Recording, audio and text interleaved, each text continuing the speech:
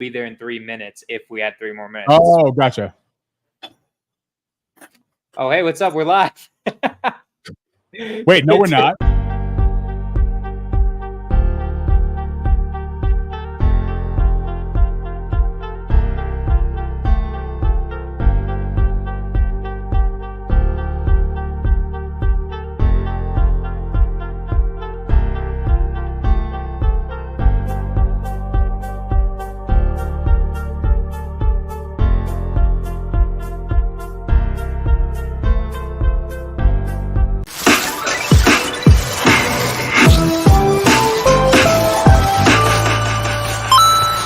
Oh my God.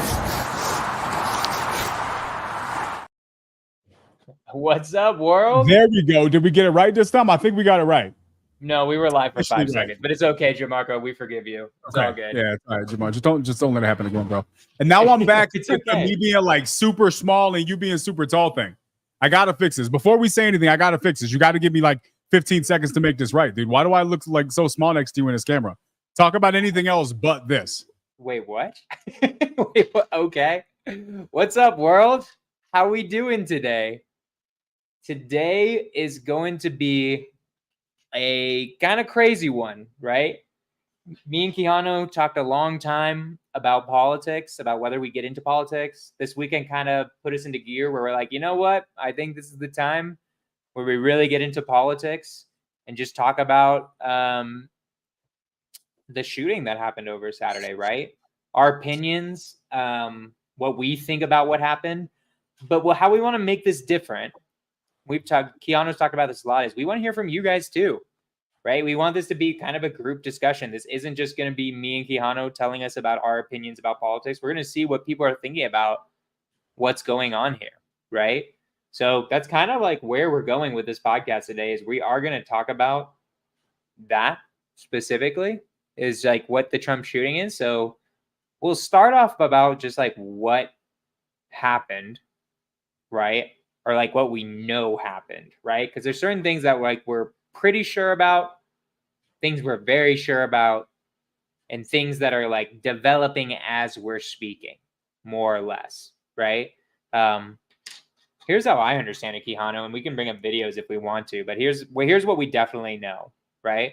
But before we get into that, let me say this real quick, bro, because here's something that I think is really, really interesting.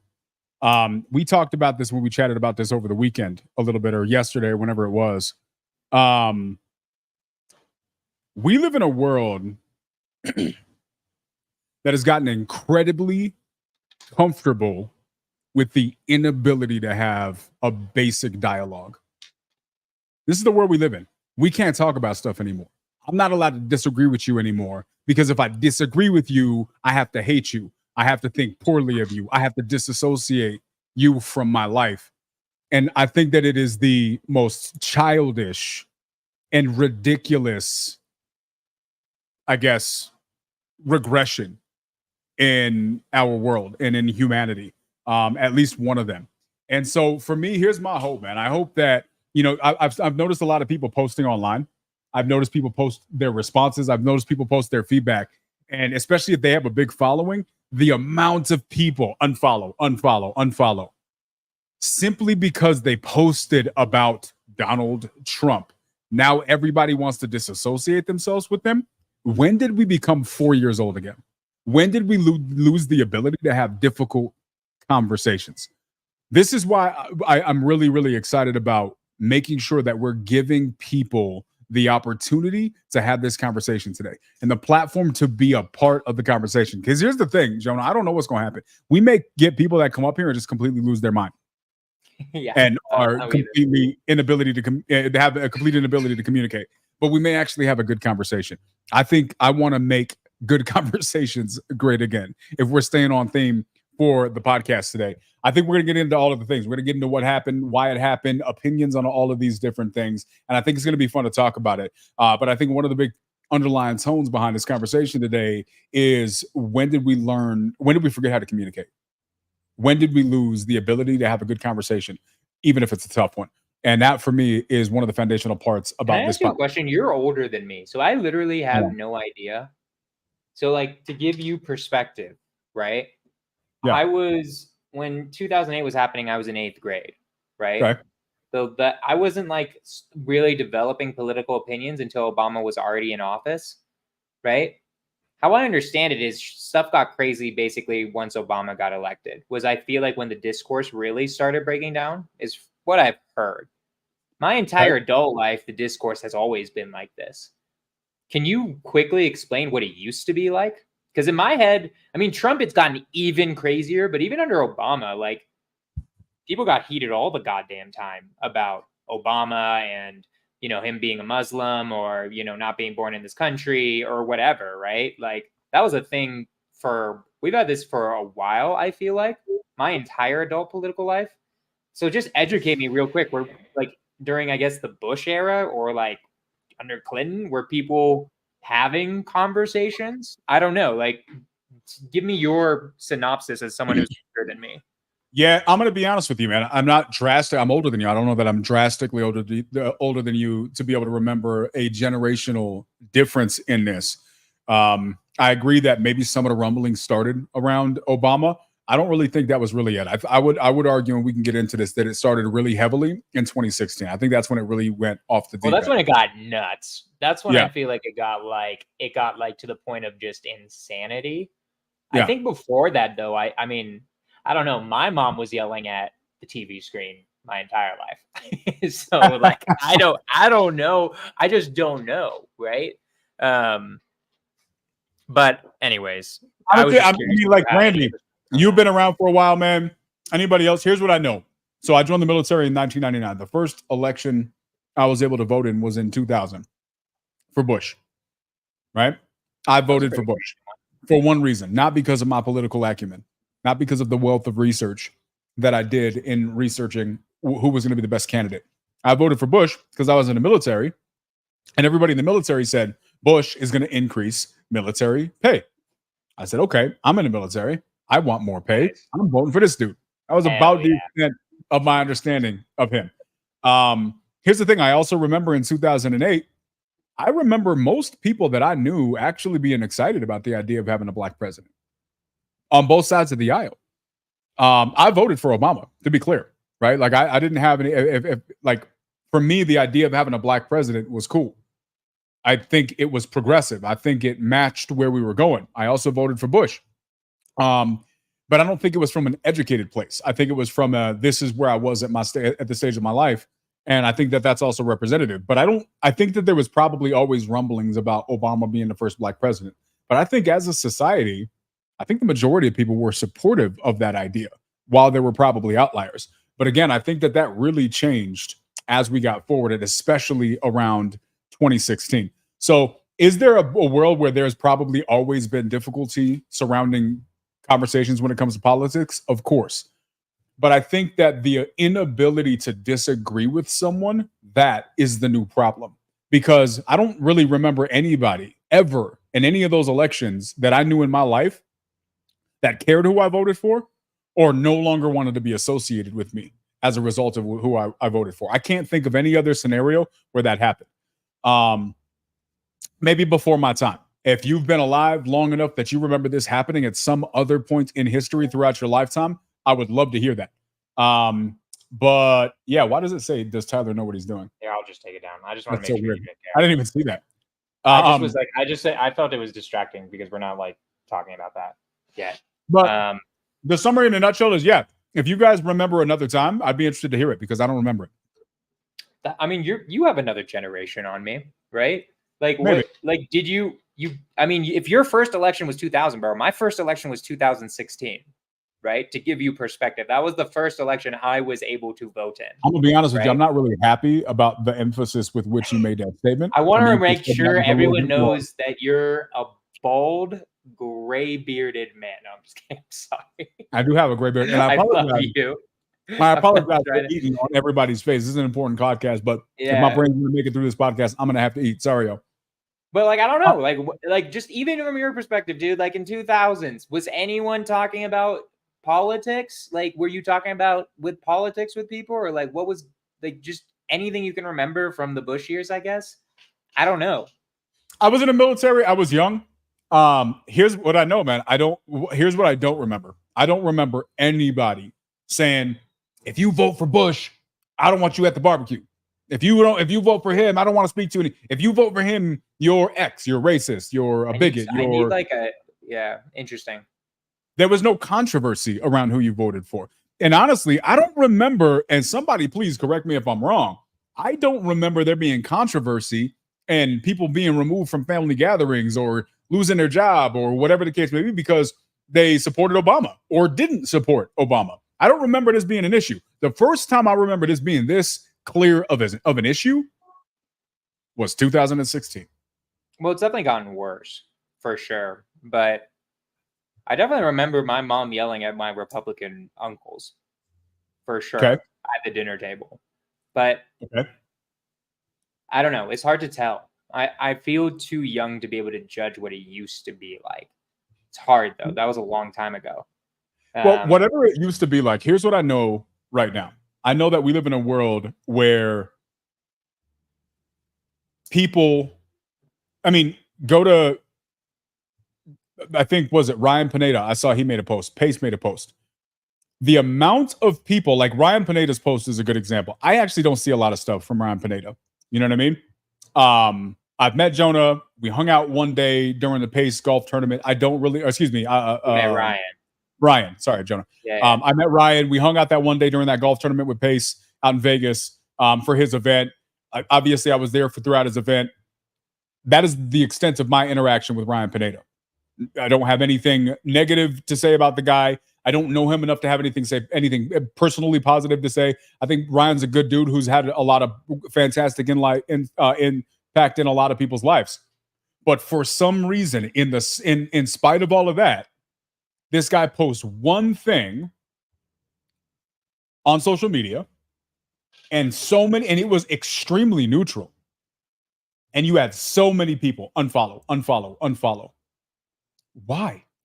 Like, what is wrong with people that you're this emotional that if somebody utters the name Donald Trump without negative connotation associated with it, can we see you what now he posted? disassociate yourself with this person? Pull it up. Can you pull it up? Let me see if I can pull it up. I want to see what he posted just in case. I mean, I believe you, but I am kind of curious what he posted. I'll pull it up right now. Some of the ones I saw were kind of deranged, but that wasn't from Pace or anybody that was like big. But like I had saw some people being like,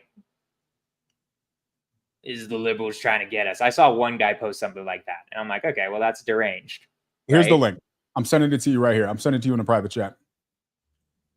There's a link. Hold on, I found it. Here, hold on. No, I'll just share my screen. I found it.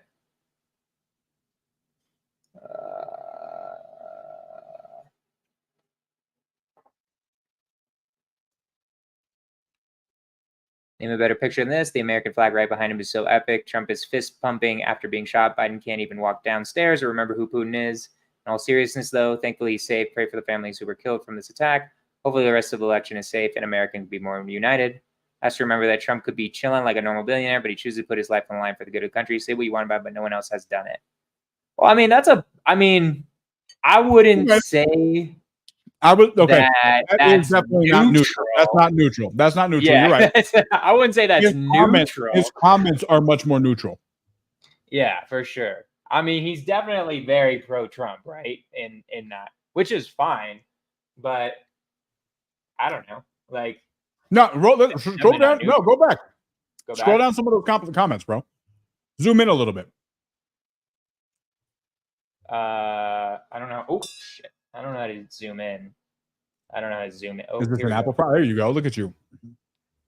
Go for this man. Do the echo blah blah blah. That's way too long. Yep. Trump 2024 button. Right there. That's a simple one. I followed you for years. No more. Thanks for showing your true colors. I mean, I feel like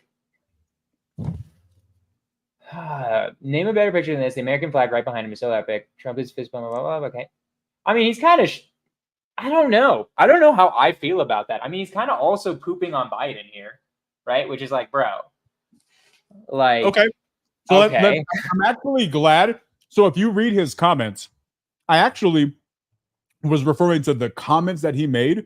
He actually says some pretty negative things about Trump in his responses to some people. Okay. We'd Where have he to says, find "Look, I'm not a huge Trump fan. Never have been. Trump has a lot of issues. I've had issues with him for some of the same reasons. So he's not really arguing with people necessarily. But and it may, you know what? It may be a different post where he does a follow-up to this. Oh, no. And yeah, it's the next post where to me, this one's pretty inflammatory. Like I wouldn't comment because like one day, yeah. So it's one the day next I post. would 100%. I'll keep it up so people can read it if they're like following. For me, at least, I mean, like I'm in real estate. I already know. Being in real estate, I feel like most people are voting for Trump. Most likely, I'm probably in the minority voting for Biden. Right? That's just facts. Right? So I'm not going to unfollow every single person who supports Trump. Right? But here's my question. I don't know this person. I'm not even going to say their name because I think it wouldn't be right for me to speak about a person I've never had an interaction with. So don't even scroll back to that person's name. But there's a number of different people who unfollowed him. Help me understand what I'm missing here. What the hell is wrong with people that you are that incapable of separating? Let's assume that this guy was a diehard Trump fan. Mm-hmm. You followed him for years. You got value from his business content. You clearly followed him for his business content, which let's assume he is a diehard Trump fan, which according to his different post, his next post, he is not. But let's assume he was. Are you that, and I'm going to use a strong phrase because this is my belief on it, and I could be wrong. I invite somebody to prove me wrong.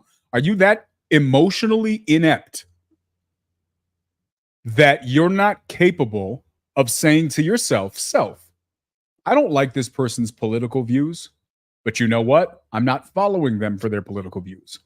I'm following them for their views on business. If they start posting political stuff all the time and all I'm seeing is political stuff that I don't agree with, that's now a different thing because you are now no longer posting the content that brought me to your page. But as long as you're still continuing to post the things that brought me to your page and I can scroll past the extremely few things that I don't necessarily agree with, I'm still going to support the things about you that I do agree with and appreciate, while I'm going to separate the things that I disagree with you on. Right. Am I crazy, Jonah? What is so complicated about that? First off, I'm of your opinion, right? I still follow Ryan Pineda. I saw a bunch of people I follow.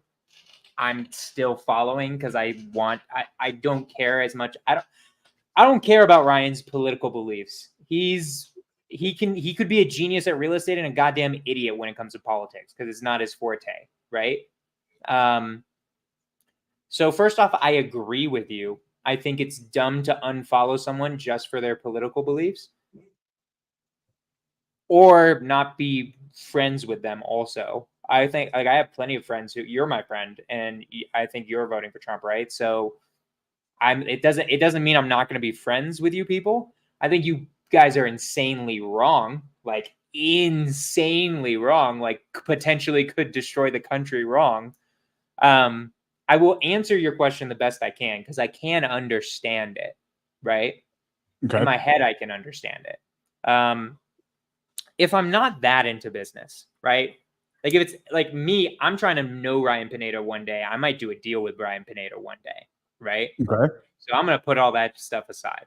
Let's say I'm never going to do that. Let's say I followed Ryan Pineda and he's just like a social media guy. I don't know. I saw one reel and I thought it was cool, right? Whatever. I'm assuming the people unfollowing him probably like followed him off one reel and see some of his content, but not like all of it, right? That's what I would assume. If I was that guy and then I saw, something like that where it's like just very blatantly supporting Trump and I don't get that much value from real estate or I'm not really in real estate, I can see why. Why do I need to listen to this guy? Now, they support Trump. Why were you friends with them or following them in the first place? Maybe I saw like one business reel, right? Okay. And I And thought it was now, cool. are they posting nothing, or are they only posting Trump stuff? No, I'm taking Ryan as a specific example. Oh, you're Like he taking Ryan as an just example. Okay, posted, gotcha, he gotcha. only posted like one. This I don't know if he's ever Yeah, posted. I can see that. If he Political. switched and became a political dude, I could understand that because that's not the type of content you're trying to include. I don't agree with that because I also think that there's a danger in living in a little vacuum where the only opinions you expose yourself to are people that agree with you. But that's a different You know situation. who's a really good example? Carlos Reyes. I don't know how much you follow his stuff. I do. He constantly posts about politics. I don't agree with any of it. And I'm like, all right, this is just stupid. My personal opinion about it is I just don't watch it. I just like keep scrolling, right? Because I just don't care. Some people, I think, just want things they actually want to see on their feed. I guess. Okay. I guess that's the reason, right? It is Guys, hard for me to understand too if you're getting value from his other stuff. But I don't know. It's hard. Guys, in the comments, we're going to get into this last weekend and the assassination attempt and a little bit more into this conversation. I think that this is a good foundational point to really start with, because if you can't start with how do you have a conversation, then how do you progress? I'm genuinely interested in your guys' feedback. Let us know in the comments. What do you think? Should we be able to still interact with people that we disagree with politically, or no? Should we just separate them? You don't think like I think, we're not the same, go your separate ways. Should we be able to interact with them, or should we go our separate ways? What are your guys' thoughts on that? Thoughts on that? Sorry, I'm typing this up too. Well, we can take believe in yourself in here. He's saying he lives in a place where 2 are pro-Trump and 2 are Dem, and they live all together. I think it happens. I think social media might make us seem more divided in some ways, although I feel like right now we are pretty damn divided.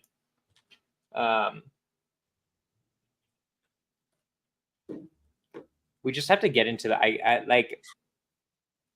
I think for it to maybe make sense, we'd have to actually start getting into the politics. I'm just like to me, like in the end, it's kind of one of those things where I don't mind being friends with people who have insanely difficult or insanely different political beliefs than mine. I think they're really dumb for them, but you know, let's talk. like it doesn't affect it. It doesn't affect our relationship usually, almost ever.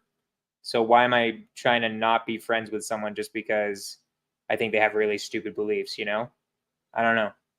It just doesn't affect the friendship. I love that.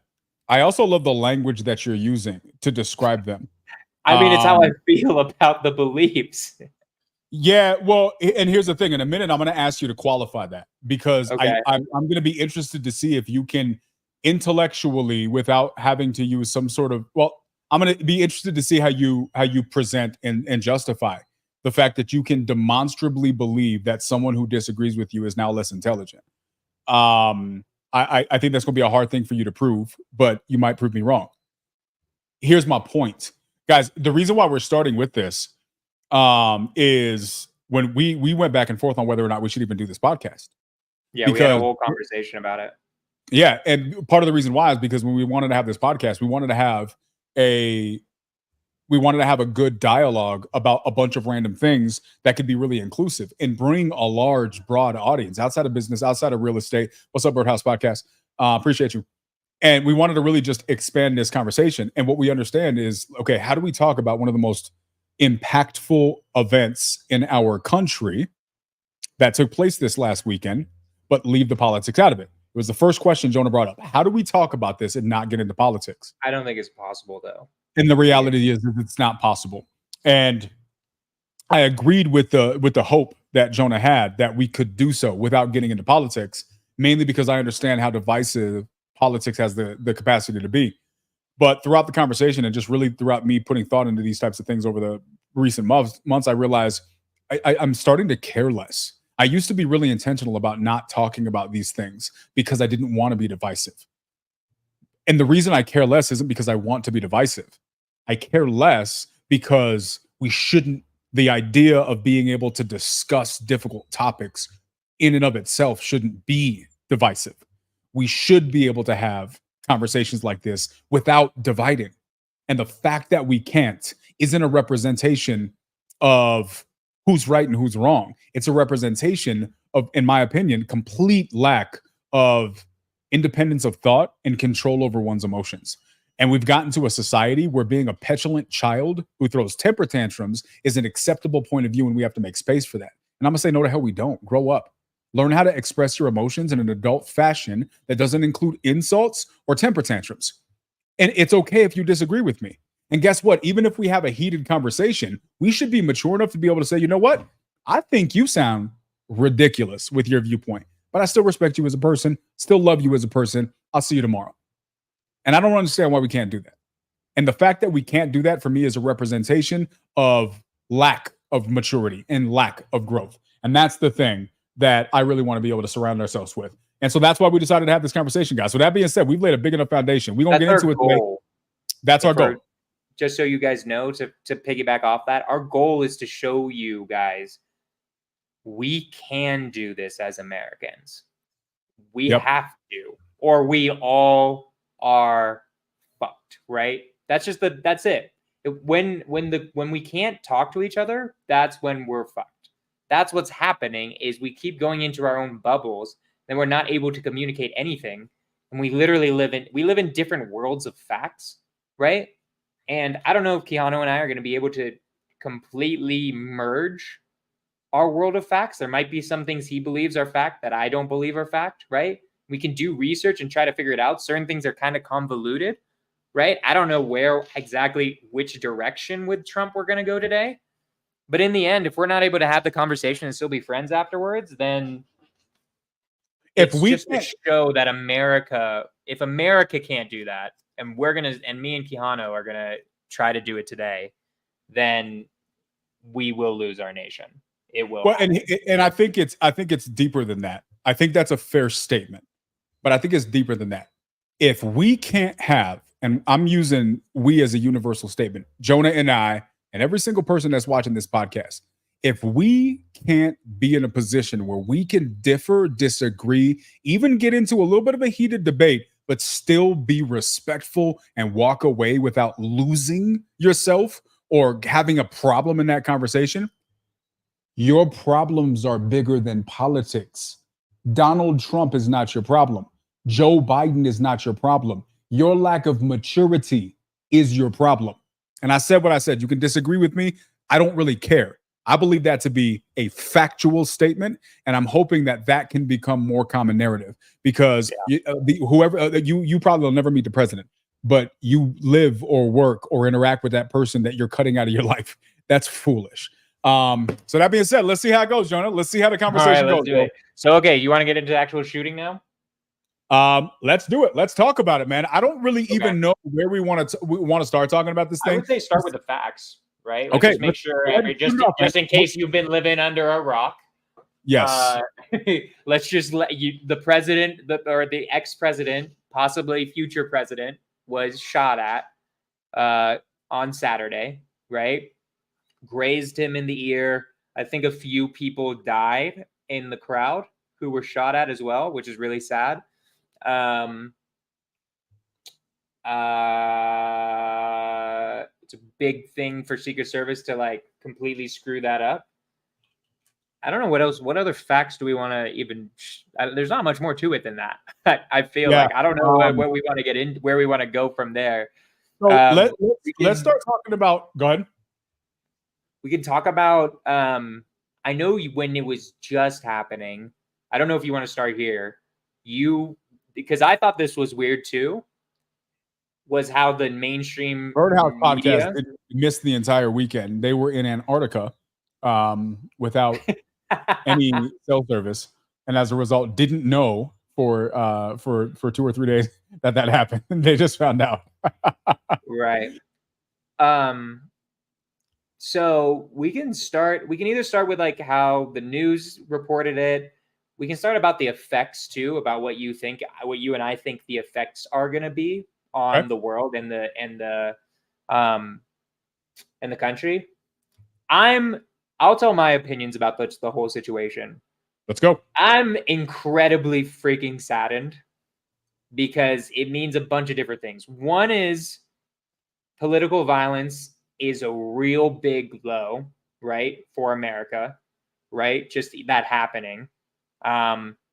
Luckily, it seems like we don't 100% know. It seems like it was a kid who was like 18 or 19, probably wasn't directed by anyone, at least based on what I've seen so far. We're only 3 days in, so it's hard to tell. It doesn't seem like there was like any agenda there, whatever. That's at least what I've gathered from the news sources I've seen. But overall, I'm incredibly saddened because that, B, it means we just definitely, the Democrats, I feel like we lost the election. Like that feels like a game over move where it's like, God damn it. Like now Trump is going to be president, and that's a huge issue for all of my political beliefs. And possibly, in my opinion, and we can get into this, I think Trump is a threat to democracy. I don't think you should shoot him. I don't think you should die for it.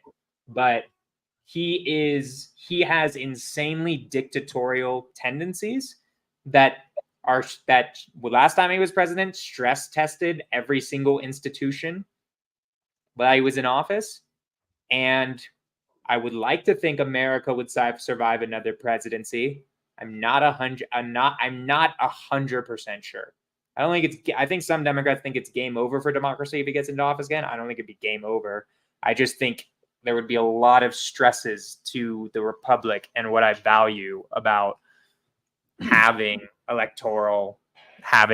having a lot of different things. And we can get into that. But that's like my general feelings about the whole thing. So let me ask you this. Why do you think that the assassination attempt is automatically a game over for the election? Because I don't know that I agree with that. I'm interested in hearing why you think it is. Well, Joe Biden had like the worst debate performance ever, right? Which was going all over the news. And why do you think that is? Why do you think he had the worst debate performance ever? He's old as hell. Right? That's the main reason. He's old as hell. He's not it is questionable whether he's fully there or not. I see sometimes where he seems very, very there and he's not stumbling his words at all. And sometimes I'm like, God damn, he seems fucking old, right? Like he seems like he's getting to his last leg, right? So you don't think this is dementia or Alzheimer's? You think it's age? You think this is how an elderly person sounds? Jonah, you are not an intelligent person. I'm not a psychiatrist, dude. It's not always dementia and Alzheimer's immediately, right? I mean, have you seen him? Did you see him at the State of the Union, which was only like a month earlier? Did you watch that speech? I did. He did pretty damn good. I don't remember him stumbling his words. What? As compared, like my point is, someone who's in full dementia could not do a speech at all. He couldn't, like someone, if someone who's like full Alzheimer's, right? They have no idea what's going on around them. Sometimes they can't even speak a word, right? So I don't know if it's dementia or Alzheimer's early onset. It's hard to tell. I can't tell. I'm not a psychiatrist. I'm not about to diagnose a man who I haven't seen any tests done on, right? I'm going to be real. He definitely doesn't have full-on dementia and Alzheimer's. Otherwise, he wouldn't be able to do a speech. He wouldn't be able to talk at all, basically. Because I know, because all my grandparents had Alzheimer's, right? So I've seen it before, right? It might be the very early stages, maybe, but that's hard to tell. I've also seen, apparently, this is what I read. Apparently, he had done an insane amount of traveling. And when old people exert themselves, they get fucking tired. That's what happens to old people, you know? So I want to see how well or badly he does in the next debate, for me personally. I'm not convinced it's fully dementia or Alzheimer's. Are you fully convinced it's dementia or Alzheimer's? I would agree that I don't know that I'm necessarily qualified to make a clinical diagnosis. I think that it's overwhelmingly obvious that this man is in severe medical cognitive decline. Define Extreme severe medical cognitive. cognitive. Define that. The fact that he can't exit a stage without knowing what direction he's supposed to be going. Jonah, this man is being ushered around like somebody's grandparent in a nursing home. Like his biggest decision for the day is what flavor ice cream he's eating before bed. And I don't say that derogatorily. I say that because I feel extremely badly for the fact that a man who should be probably sitting at home worrying about things about that serious is being forced to be put into a position where he's paraded on social media and made fun of by millions upon millions of people. I think that's extremely sad. But this guy is not he can't walk clearly. He reads teleprompters and then reads the part that's giving him instructions. Like the level of evidence of the fact that this man is not at a functional mental capacity to be governing his own life. Like if I believe that if he lived on his own as an elderly person, just a regular citizen, his family would be concerned about his ability to live by himself.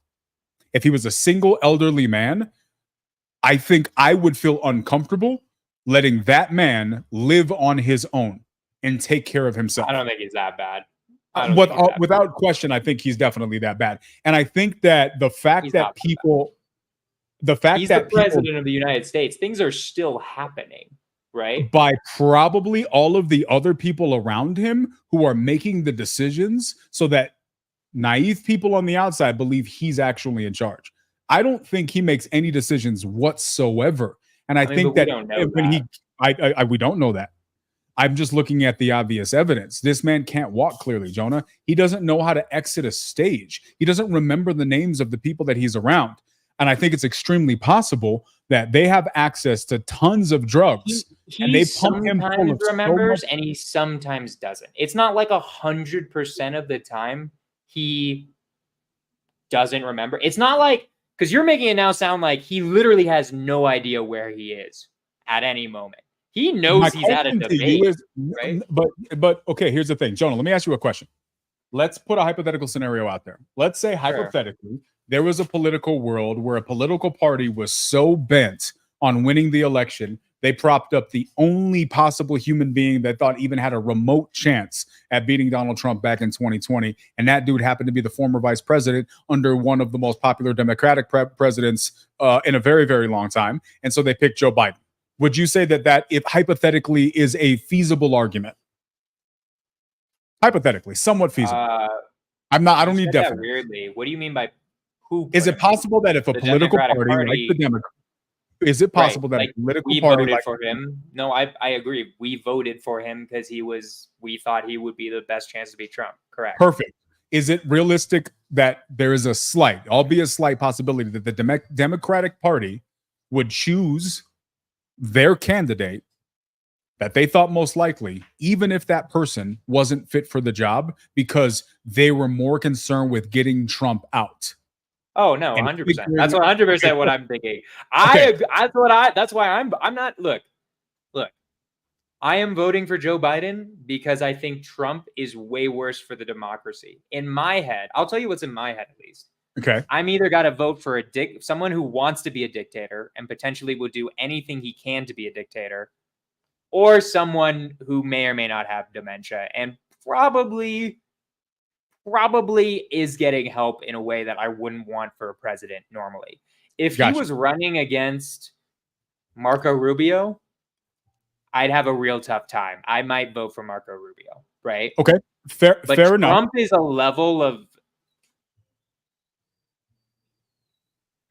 I don't know if I want to use the word evil, bad, that it's to the point where it's not even, he's illiberal is the issue.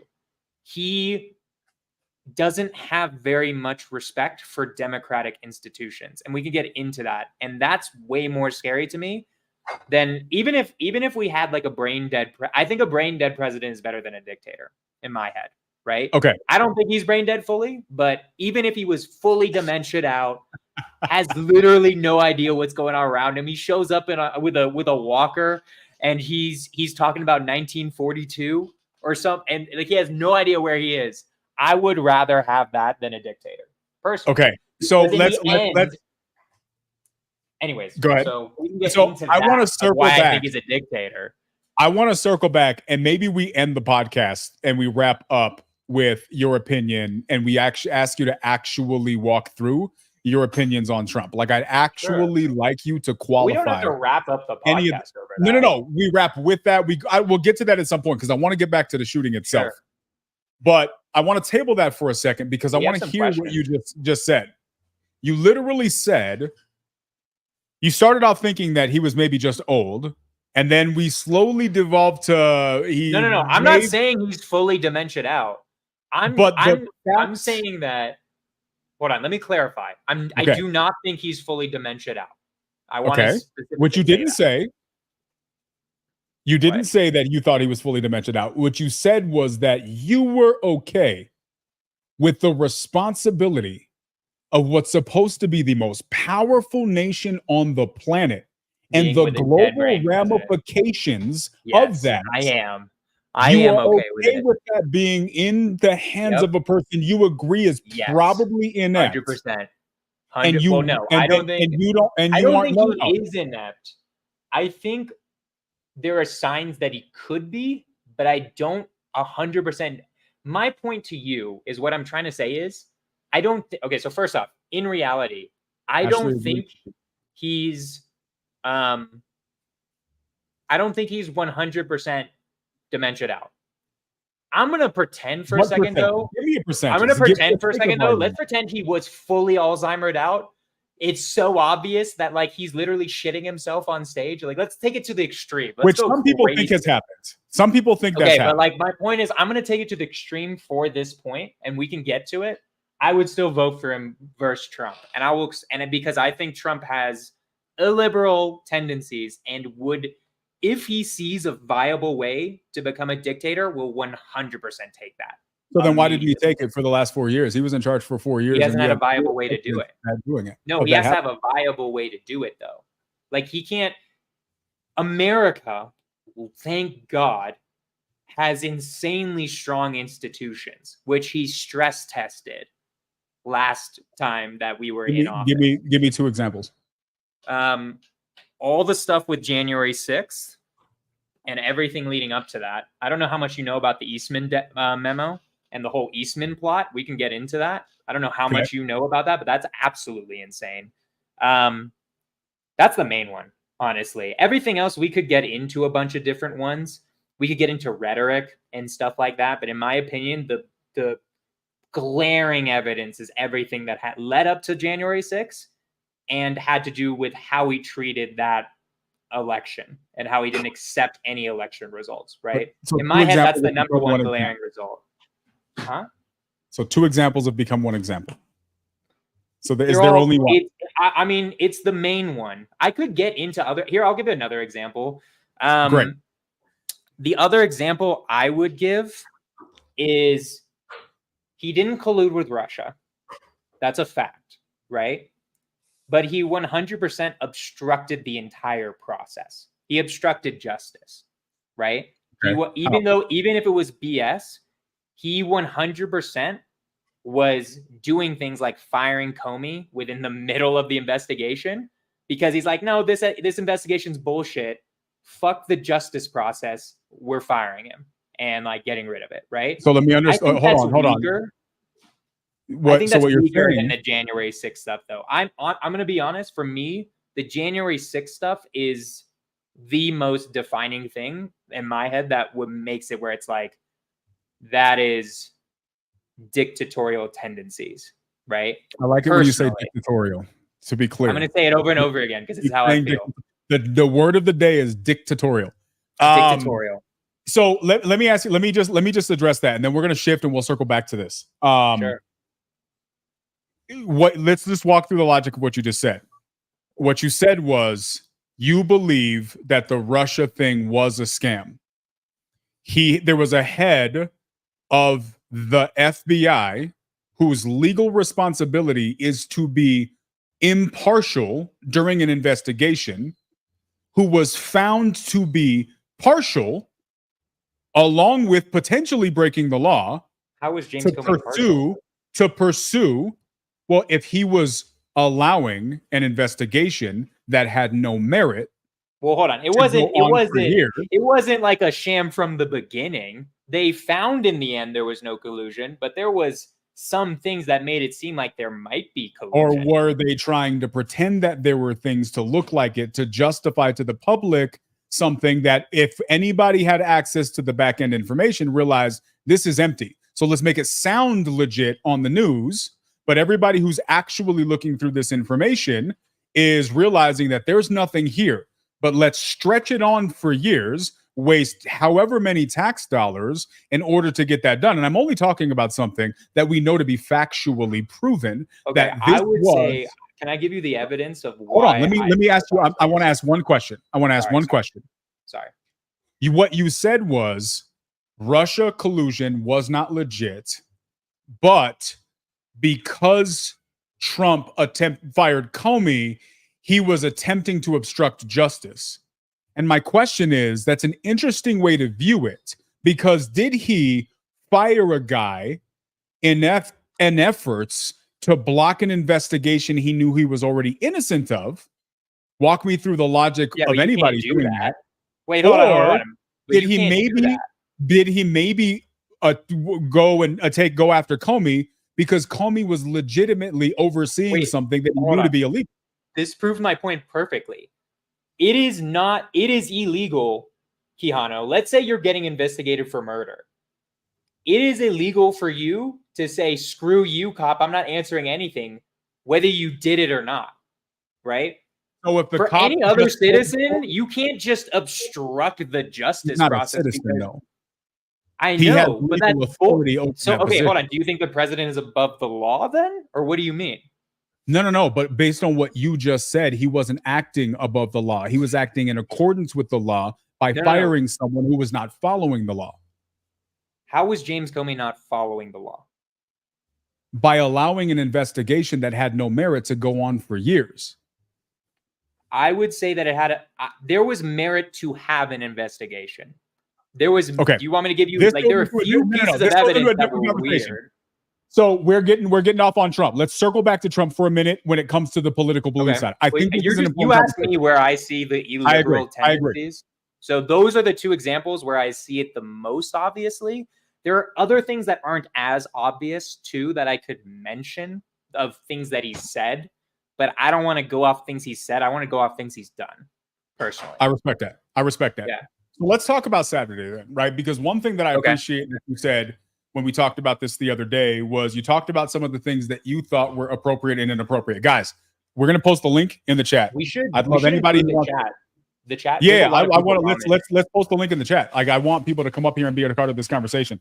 One thing I like that you pointed out, Jonah, was the fact that the way that the whole shooting was portrayed by the media seemed extremely imbalanced. The fact that they basically said that he fell. When I watched it almost live, I caught it a couple minutes after. A friend sent me a message. I pulled up the live video and then watched the replay maybe a couple of minutes after it happened. And the second I saw that thing, I'm like, all right, this dude grabs his ear. You hear what sounds like gunfire. He drops to the ground. There is almost no scenario where this is unclear what's happening here. You got to have a problem to be posting out here that this guy fell, right? You agreed with that yesterday. You don't agree anymore? I don't think they had a problem. I think that's why I put in the Reagan, how the news reacted to Reagan getting shot. That's why I posted that, and we can watch that if you want. Because in my head, I'm a news journalist, right? I want to make sure if I'm a good news journalist, I want to be 100% sure I have the facts right. Right? Okay.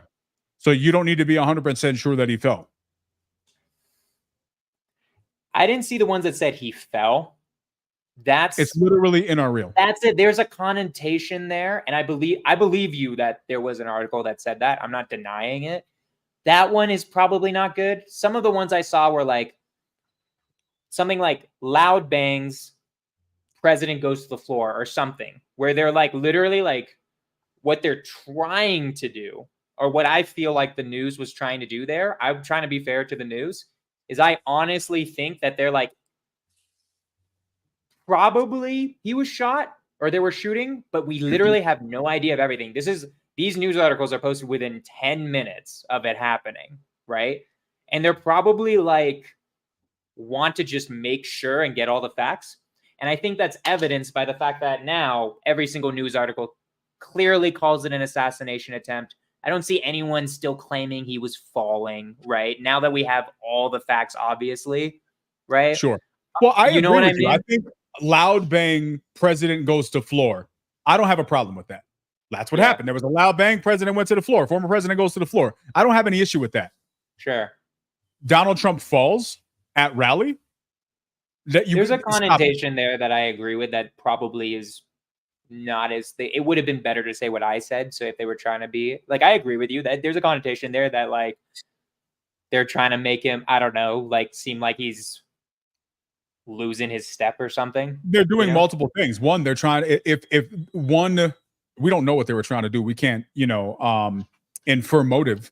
But I think what sounds pretty obvious is that one, it sounds like they're trying to leverage the whole, how unstable Biden is, and they're like, oh, we got an opportunity. Let's throw a jab at Punch and make it sound like Punch, like Trump is possibly weak too.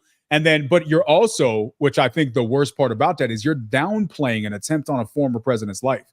You're downplaying that. The ramifications to that for a nation are extremely significant. And you cannot tell me there's any scenario where it's more responsible to say Trump falls at rally. That's not more responsible. Saying something happened, loud noises, Trump goes to ground, Secret Service protects Donald Trump, any of those things, fine, right?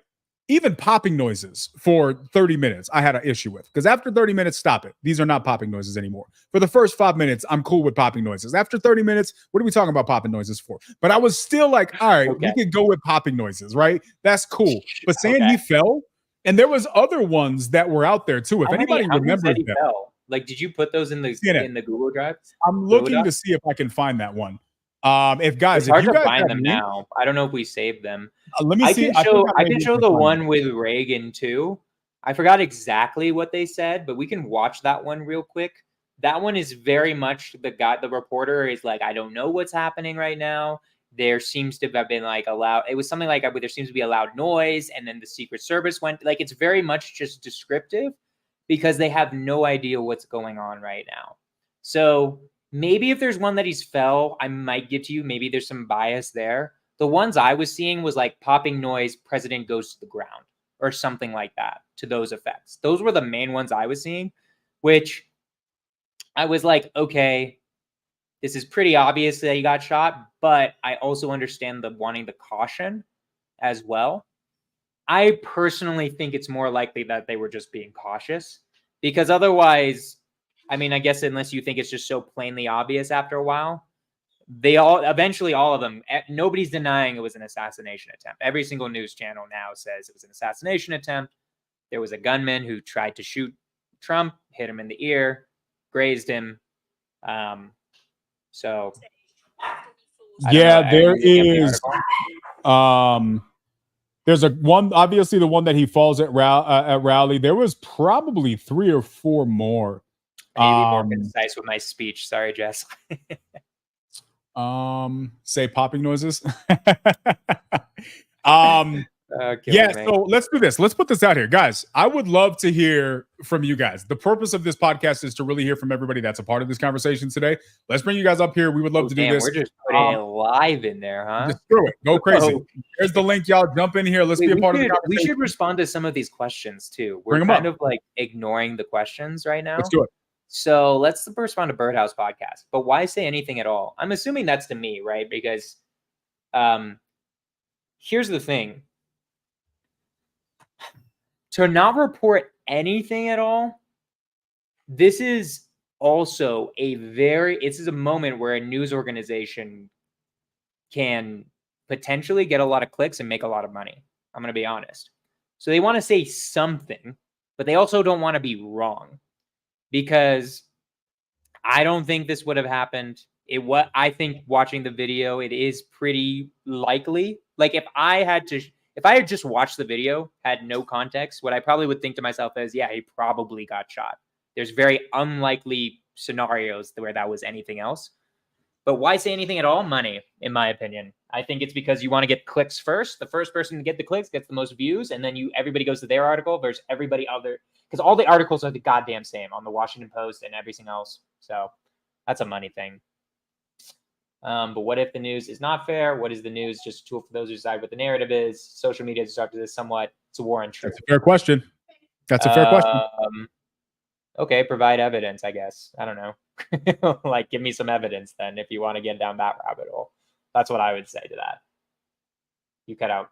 Wait, what do you mean provide evidence? What do you mean? Prove that the news is not fair. Have you not been alive in the United States for the last 8 years, bro? Is the entire news network owned by the government? Is it sometimes owned by the government? What certain things are used by the government, right?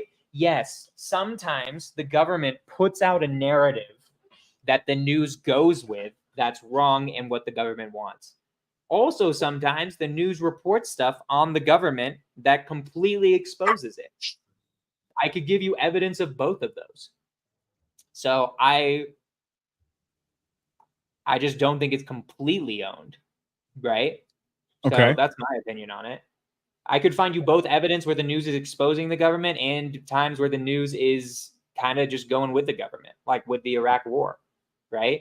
Okay. I think the weapons of mass destruction thing, from what I gathered, this might not be true at all. This is from my mom. But from what I gathered, the news was jacking that up, the fear mongering around that, which is exactly what the government wanted, right?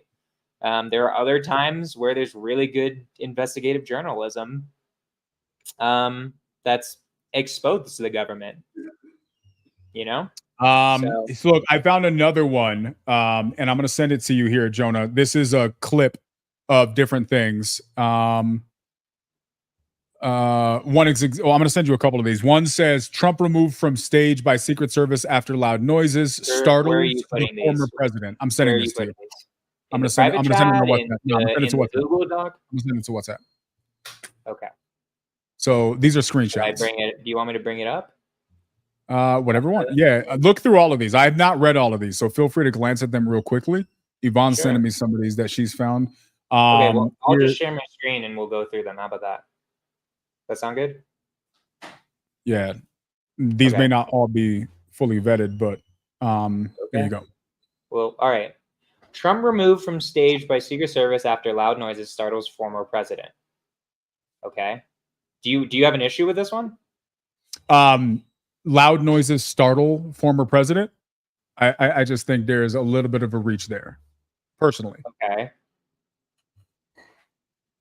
Secret Service rushes Trump off stage after he falls at rallies. Okay, that's falling. I agree that there might be some connotation there. Do you have an issue with this one? I don't have an issue with that. That I don't have an issue with. Like, for me, I think that's a fair thing to say. If you don't want to put him off stage in Pennsylvania after loud noises rang through the crowd. Any issues with that? I think that's also fair. I don't think there's an issue with that. Donald Trump bloodied after security incident in Pennsylvania. Anything with that? Nope. I think that's fine. I think that's accurate. It's a little bit more descriptive. Trump hustled off stage after loud bangs ring out at rally. Also fair. Trump removed from stage by Secret Service. That was your first one, also. Yeah, keep going. Go to the far right one. Secret Service rushes Trump off stage after popping noises heard at his Pennsylvania rally. Those are all like the same. Secret Service rushes Trump off stage after he falls at rally. So we've got Trump injured in incident at rally. Do you have issues with this one? No. Okay. So. And then there's it goes to show. Here's what I think is because we're not rehearsing this, right? Like, I don't really have a horse in the race based on who people agree. Like, to be clear, I just told you guys in 2000 I voted for Bush. 2008 I voted for Obama. Y'all want my honest opinion about our political system? I think it's largely bullshit. I think they lie to us. I think that most of it is played at stages well past your voting block, and I think that I don't think that any of these politicians are showing up at my door to help me get my life where I want it to be. I think that's my responsibility. I don't think it's wise for me to rely on any party. I think it's wise to question every party. I think it's silly to blindly vote blue or blindly vote red. I think it's silly to do that. I think it shows a clear lack of independent thought if you're 100% of the time voting one way or another. I personally think that's silly. But guess what? There's going to be really intelligent people that I love and respect who may have different opinions on that. I'm simply saying that because I don't really like, I guess now in 2024, I'm probably considered conservative and on the right. But my whole life, I'm like a down the middle type dude. Like, live your life. Trying to make money in the military. What do you mean? I'm just trying to do my thing. Like, can I get a couple more dollars? Get rich, guys. $200 a week paycheck. That's it. You know what I mean? When I was in the military. And so like for me, I think that this should not be a left or a right thing. I think that's a divisive approach in the first place. I think it should be far more thought out. I think we should be able to think more independently and make decisions. So this isn't me being like, bro, where's my MAGA hat? Because I don't have one of those. But I'm gonna call a spade a spade. And when you got an old dude that should be at home drinking his soup, falling off stages when he's supposed to be a representative leading the free world, I got a problem with that, and we should discuss that. Dictator, but it's someone who doesn't want democracy. Okay, whatever. We'll get into it later. And Femi, if you want to jump back in, bro, I'd love to have you up here. We got a couple of guests up here. We got Birdie and we got Zach. Seeing their comments, I've known Zach for a long time. So I got a pretty good feel as to what direction he's going to go with this, but I'll let him speak for himself. I'm interested in hearing everybody's feedback. Guys, you guys can talk about the way it was posted. Y'all can really talk about anything that you want in regards to this topic. The floor is yours. Zach, you've been here for a while. If you're okay, I know Birdie has COVID, so I'd love to let her go first if you're cool with it. Ladies Birdie, first. see you, lady.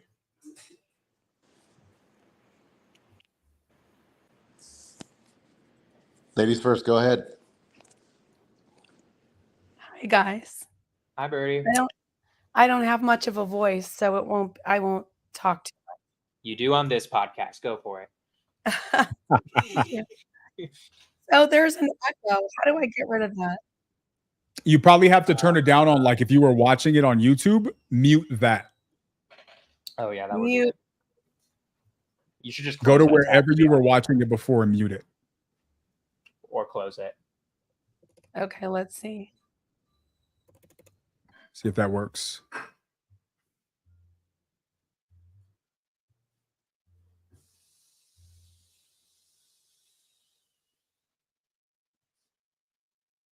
All right, is that working? Are we good? Testing 1, 2, 3.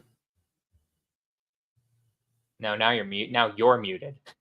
You muted yourself. Here, I'm gonna unmute you. I know how to. Oh wait, I can't do that. Can't unmute you guys because they chose. Yeah, you can. Yeah, you can. You're good. Okay. Perfect. You can hear me now. Yes. Okay. No, all I wanted to say was my question, Jonah, to you was why report anything at all was mainly if there's just moments, if you're waiting for clarification that it's a gunshot or whatever like that, I just think for them to print something, to get something out that quickly, I was also in that. I wasn't in journalism per se, but I was in the Hollywood world for a long, long time. And I know that let me just say this. In my opinion, if it were a Democrat, if it had been Obama, for instance, they would have been much more, I think that quick off-the-cuff headlines would have been much more favorable or much more concerned or whatever, not just I think it's obvious over the years that everyone hates Trump. They don't like his personality. The media doesn't like him. He doesn't come from that world. He's not polished in the politics world. He doesn't watch what he says. You know, I wouldn't want to necessarily have him over for dinner and be friends with him, but that's not why I would or would not vote for someone. I vote based on policy. I just think that it's very evident that the media, mainstream media in general, and I really think honestly, like, I have friends like you who we do not see eye to eye. And they will literally celebrate and go, "Yeah, we got the media in our court." Like, they will say that. And I'll be like, "Let's turn on a different channel." And they'll be like, "No, we got the media on our side." And it's true. And Hollywood is very much like that. I've sat in many, many, wardrobe and makeup trailers and run-throughs on sets where I have had to listen to so many people assume that everybody in the room thought the same and felt the same as they did, and it made me very, very uncomfortable.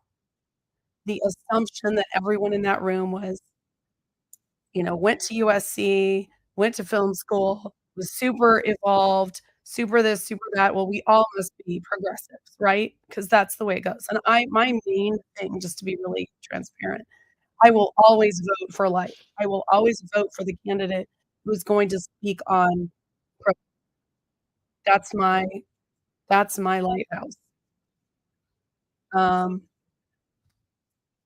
and in politics, unfortunately, and in just human nature, sometimes people say one way and then they change their mind. And I think everyone has the right to change and change their mind in life. But generally speaking, that's what I try to vote. Like, what do they do? What do they say? And what do they say? What do they do? And do those two things intersect? So, you want me to go off of why didn't the media just not say anything at all? And like, what's my Well, opinion? no, I was just trying to clarify that when I was saying that, what I meant was, why not pause and really it didn't take long. I literally just found out yesterday, but I was just watching the playbacks, and it's, like, clear if you've ever been around any, like, gun ranges or anything like that, 100% it was gunfire. You can tell that it's gunfire. So I just feel like even if you didn't wanna say it's gunfire, if there was an I as a reporter, you're in proximity to more information than most other people, Yep. and I think that there could have just been, like, I was saying if he fell. I don't know, I just feel like it was and that's not even like, really, that's not a big deal to me, the way they reported it initially. I was just trying to say, like, why say anything right away at all? But I do agree with you, it's probably money. It's like, I we just gotta think say that's the my most, personal opinion. we've gotta say the thing first, right? That's like it's all about, like, who gets there first, who Who gets says the the first thing, clicks? who's gonna land on black. Ad revenue. Like, in my Yes. opinion, it's just money as to why they would say anything at all. I will say, I think here's what I'll tell you my opinions on the media, which is like maybe you want me to delve more into that, might be what you're asking. I'm not sure. I think in terms of your direct question, it's money. My personal opinions on the media is I think it's slightly liberal. I'm not going to say there's no bias to the media at all. It's impossible to have no bias ever. That's physically impossible for any human being. That's just a fact. Everyone has bias, right? I proudly say my bias is insanely liberal, right? I'm not leftist. I wouldn't consider myself woke, but I'm pretty goddamn to the left, and it's just that is my opinion, right? And we could get into that. The question is that I think is a really interesting one, which is I think you're hinting at. Tell me if I'm wrong. Is why does the news always try to come off like it's perfectly neutral, right? I think that's slightly deceptive in the sense that I think there's been this whole thing where it's like CNN, we're completely neutral, yada yada yada, right? They're not completely neutral. I think they're slightly to the left.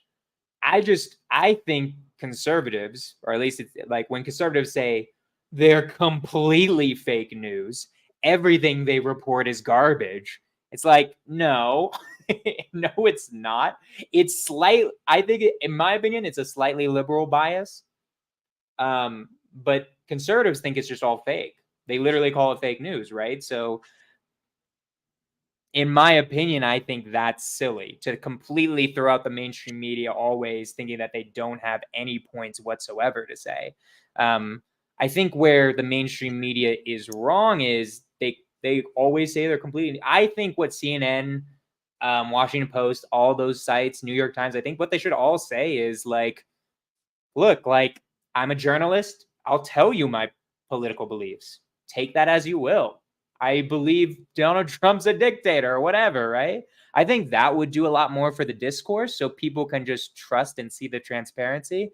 I think the issue comes from the claims of neutrality, which I agree are BS. They're not fully neutral. No one is, right?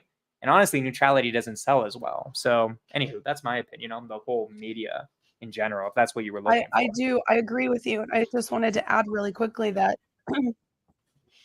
when I was younger, I don't know how old you are, but I I'm 29. remember there being news shows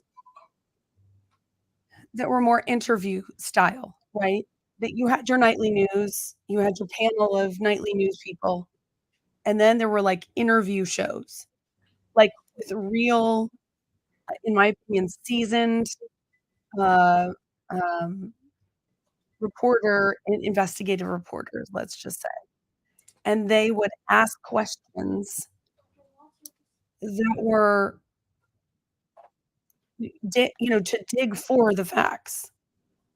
And I felt like there was of course, everyone has a lens through which they see. So there's never, ever going to be anything on the planet that is unbiased, ever. But my point is when you have investigative journalism, and now we've moved into the, obviously with 24/7, every second of the day, there's different things you can look at, and it's gotta feed your brain, and we've got this, like, have to be fast, have to be instant, have to be saying the right thing, have to grab their attention. We have that media problem, I would call it a problem, because we feel like we have to fill that air. We've lost a lot of integrity, I think 100%. We've lost a lot of integrity, because I I agree, agree. you can't throw out the baby with the bathwater on all reports, just because, somebody was standing at this angle and someone was standing at this angle. They have 2 different camera angles. You can't throw out either one. Right. Yeah. It's interesting too. I mean, I've watched, just because I was curious, I've watched like old what's his name? Walter Cronkite, I think, like news reporting. And it's like interesting, like how he does his reporting versus the news today, right? It is very different, right? It's at least sounds more neutral. When they were hot political opinions, I still think it leaned somewhat to the left, but it did seem like it was a much more neutral thing, or at least a much more calmer tone. A lot of times there was less flashiness, like when we watch the news, it's a show now versus like just let me what's ask you happening. this. So Alex bring this up. If you want to read this and answer this, I'd love to hear your perspective on this particular comment that he says. But the news says that the border's secure, vaccines are effective, trans men have no advantage in sports, Biden is competent, men can be pregnant, things we can all see and experience are false. I mean, hold on. Are we talking about the COVID vaccine, or are we talking about all vaccines? First off, you decide. You decide. If he means the COVID vaccine, I don't want to get into that on this one. I don't believe all the news says all of that, to be honest. I have seen every single one of these things on the news. I've seen the border secure. I've seen vaccines are effective. Trans men have no advantage in sports. I don't fucking know. Like, to be okay. So the issue is I also don't watch the news. I do my own freaking research. So like, I can't 100% say on every single thing what the news says on every single thing. They definitely don't say men can get pregnant. Do you mean that trans women can get pregnant? I'm assuming that's what you mean. They definitely don't say men can get pregnant. And Probably, then but things we can all see and experience are false, right? I feel like you can find examples in the news of this stuff, but I wouldn't say that's ubiquitous for the entire news. I would say Piers Morgan doesn't believe any of this stuff. That's some mainstream news that I've watched. He doesn't say any of that, right? So I don't know. I'm not like a huge freaking watcher of CNN is the issue too. Like I don't know how this is coming to me defending the news. God damn it! I wanted to talk about Trump, but okay. All right, let's go, Zach. Let's talk about it, bro. We want to because I want to ask. Before we wrap up. I had a couple of like real big questions I want to ask everybody. Zach, what's up, Pumpkin? How you doing, bro? Talk What's to up, me. my brother? All this stuff? Oh boy. Well, you know my show's going to be about this tomorrow. Actually, part of it. I'm interviewing a senator tomorrow, but yeah. Shout out to Zach. You guys gotta throw your link in the channel. I will. Yeah. Thank you. I appreciate it. So look, this whole thing that happened. You know my background and stuff I've been involved in, and there's so much that is being glazed over that should not be, that I think is going to come to light sooner or later. The headlines in the news, the left and the right, it was all ridiculous. I watched I flipped through channels watching every one of them just to get everybody's input. And I'm like, this is nonsense. If anybody knows anything, the dude got shot. I saw it. I saw him. And I watched the video at least 200 times just to see certain things. Now, I was looking for other things too. To be clear, the media on the left definitely downplayed it a little more, and the media right might have hyped it a little bit. But kudos, thank God he didn't get killed. Thank God he moved his head that 1 millimeter, and I don't want to see anybody get killed. Otherwise, we'd have a goddamn civil war, and that would have been terrible. But let me tell you, this is one thing that you talk about the Civil War. There's a lot of crazies that are saying Civil War. I truly believe that if this had been somebody on the other side, Obama, Clinton, somebody, especially Obama, there'd be cities getting burned to the ground right now. But that's just my opinion. I cannot factually state that. Very interesting point. I will agree. You see, and everybody's going to point to January 6th. So let's table January 6th for a second. Okay. Because that's a different conversation. I just disagree. We can't prove any of that. Everybody's going to point to January 6th. Outside of January 6th, which I think I'm not trying to remove January 6th. I think that is an independent conversation. As a general rule, and I don't have the specific numbers on this, you definitely see riots and fighting and things getting burned down far more by the left than you do on the right. I don't even think the numbers are anywhere near comparable. But Daniel, is it really the left or is it paid? That, but okay. And I don't even whatever. Yeah, and it could be the left, it could be paid actors, Antifa, it could be all of these different things. I don't know. It's pro-Palestine now, which is for the moment. I'm gonna put in my dissent, and then Zach, I want to let you keep going, but I'm gonna put in my dissent to that, and I'll let you keep going. You're not allowed to disagree, Jonah. Not on this podcast. I'm just gonna say I'm dissenting to everything being said, but keep going.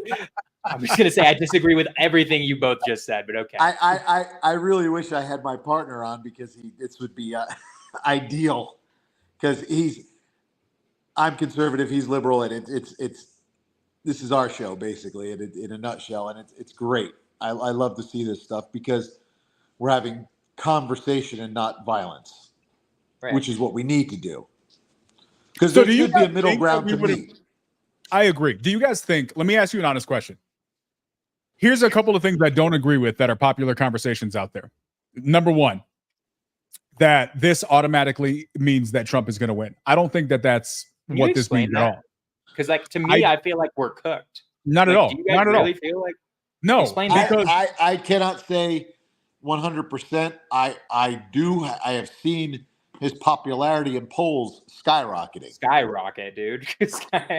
Just blew I up. think we're good. And I joke with my partner. I was like, y'all just made him a martyr. You did it, and it's done.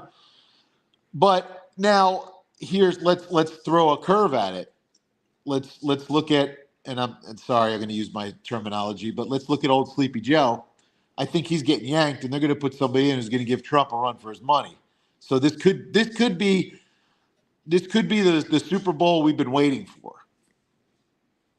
I think if they yank Joe Biden, we get just cooked even more. I think it's game over personally. But Keanu, you don't think if they put No, Michelle and Gavin in, no, if they put Michelle Obama, dude, no, they're gonna fight. That's a cook, dude, because Democrats don't have the same loyalty. I feel like that, oh my gosh, conservatives here. I'm gonna give you guys this. You guys are so goddamn loyal to your guy. When you've got a guy, fuck it. Grab him by the pussy, fucking go away. I don't care if he slapped a woman.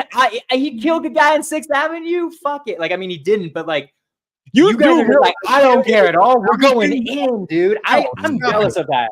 I am jealous. You do realize that there is a Netflix documentary worth of footage of Joe Biden inappropriately groping and sniffing young girls. That's not what I'm saying. You're not getting my point here. I'm not. That's not my point. I do hear your point, and I think you're right. My point is, seriously, you guys are, when you've got a guy, you guys are all in. We're running with it, dude. And I'm so jealous. Joe Biden has one bad debate performance. Fucking pull him right now, dude. We're done with him. Get this guy the hell out, dude. If we reversed it and Trump was the one who was stumbling 10 times more, you guys would be never pull him. What are you guys talking about? This is our guy. You'll pull him over my goddamn dead body. That's what would happen. You do realize you're referring to yourself. This is my frustrations with the Democrats. Is dude, go all in. This is our guy. If we're betting on black, go all in. This is our man. We're doing it. We're going live, baby. That's my personal opinion. Anyways, I'm sorry. I appreciate you bringing that up because that's an argument I have with my podcast partner. He says it all the time. He says, you guys are so loyal to Trump. He goes, he could murder somebody and you'd still be all for him. I said, but that's the problem if you don't have loyalty. And I use my analogy. Look, I'm a huge Cowboys fan. They suck. They're horrible. I don't care. They're my boys. I'll never get rid of them. I'm not a 49ers fan like the other bald guy. Are you a 49ers fan, Keanu? Born and raised, man. Jerry Rice was my football idol. Wait, you were born and raised in San Francisco? No, I was born and raised in Albuquerque, bro. How do you end up a 49ers fan? Because there are no teams in Albuquerque? There's nothing. I got nothing to choose from. I got the homies versus the Cholos. Well, it's just funny because I'm a 49ers fan, so that's crazy. I'm going to become a Raiders fan now, so never mind. You should. Sorry. So anyway. But like I'm saying, you're right. You guys don't have the loyalty we have. And I don't get it. I'm jealous. That's all I'm going to throw out there. Keanu, can you defend? Wait, why do you feel like it's not cooked for us? I don't. I'll tell you what. No. I don't think so. I think this is going to be a drastic push for a season into Trump's direction. Unfortunately, people have really short-term memory. And I don't think that the masses are going to be swayed by this long-term for this to be able to carry into November. Bro, you think they don't have? You don't think they'll remember this for 4 months? They don't have. No, I think it'll be remembered, but I think that there's just a lot of time for other things to happen, and I think that means, Julie, what's going on? I think that this amount of time, I think there's way too many variables at play. I think if the election was next month, I think there's a drastic increase in the percentage of likelihood that this gives Trump the W. I don't think between now and November it's got enough sway to do that. I think it does have enough power to change a lot of things. But here's the thing. Go into the comments. The amount of people who have made the comment that they wish the guy had a better aim is sickening to me. Now, if you're making a joke, cool, make a joke. I'm all for inappropriate humor. I got no qualms against somebody making an inappropriate joke. I've been guilty more than once. I'll probably continue to be guilty for an inappropriate joke, right? But there's people who actually genuinely believe this. They actually are upset that this man did not get shot in the head. Once again, what the hell is wrong with people? Right? What is wrong with us that we're mad that a human being didn't get? And I'll be honest with you guys.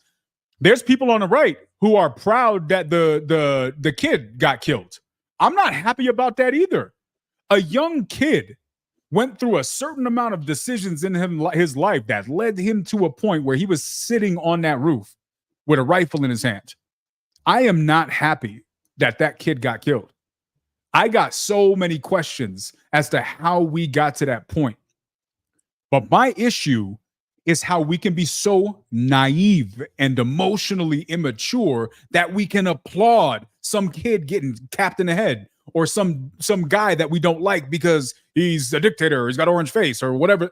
And now we're wishing he would have got killed.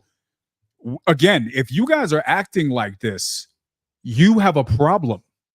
And y'all might not like me after I'm saying this. You have a problem if your emotions are so tainted by some dude that you never met. Saying this.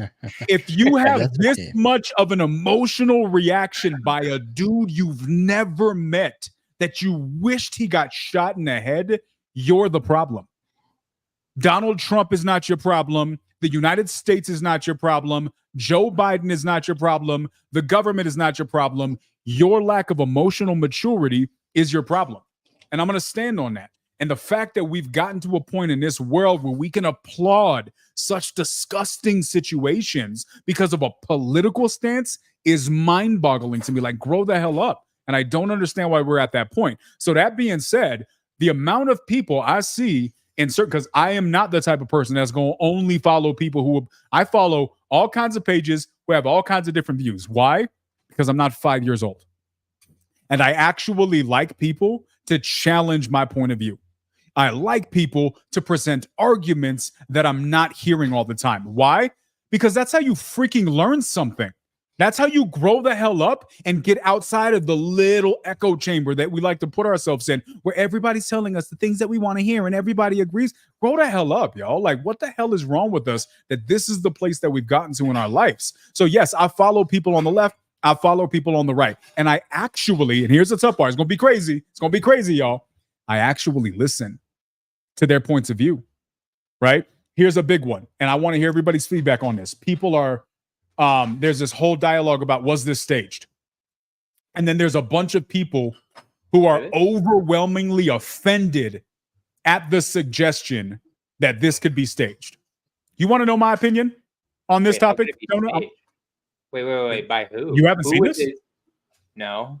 They would staged by who? I would say there's a decent 30% of the people out there who think this was staged. That's a random number I'm guessing at.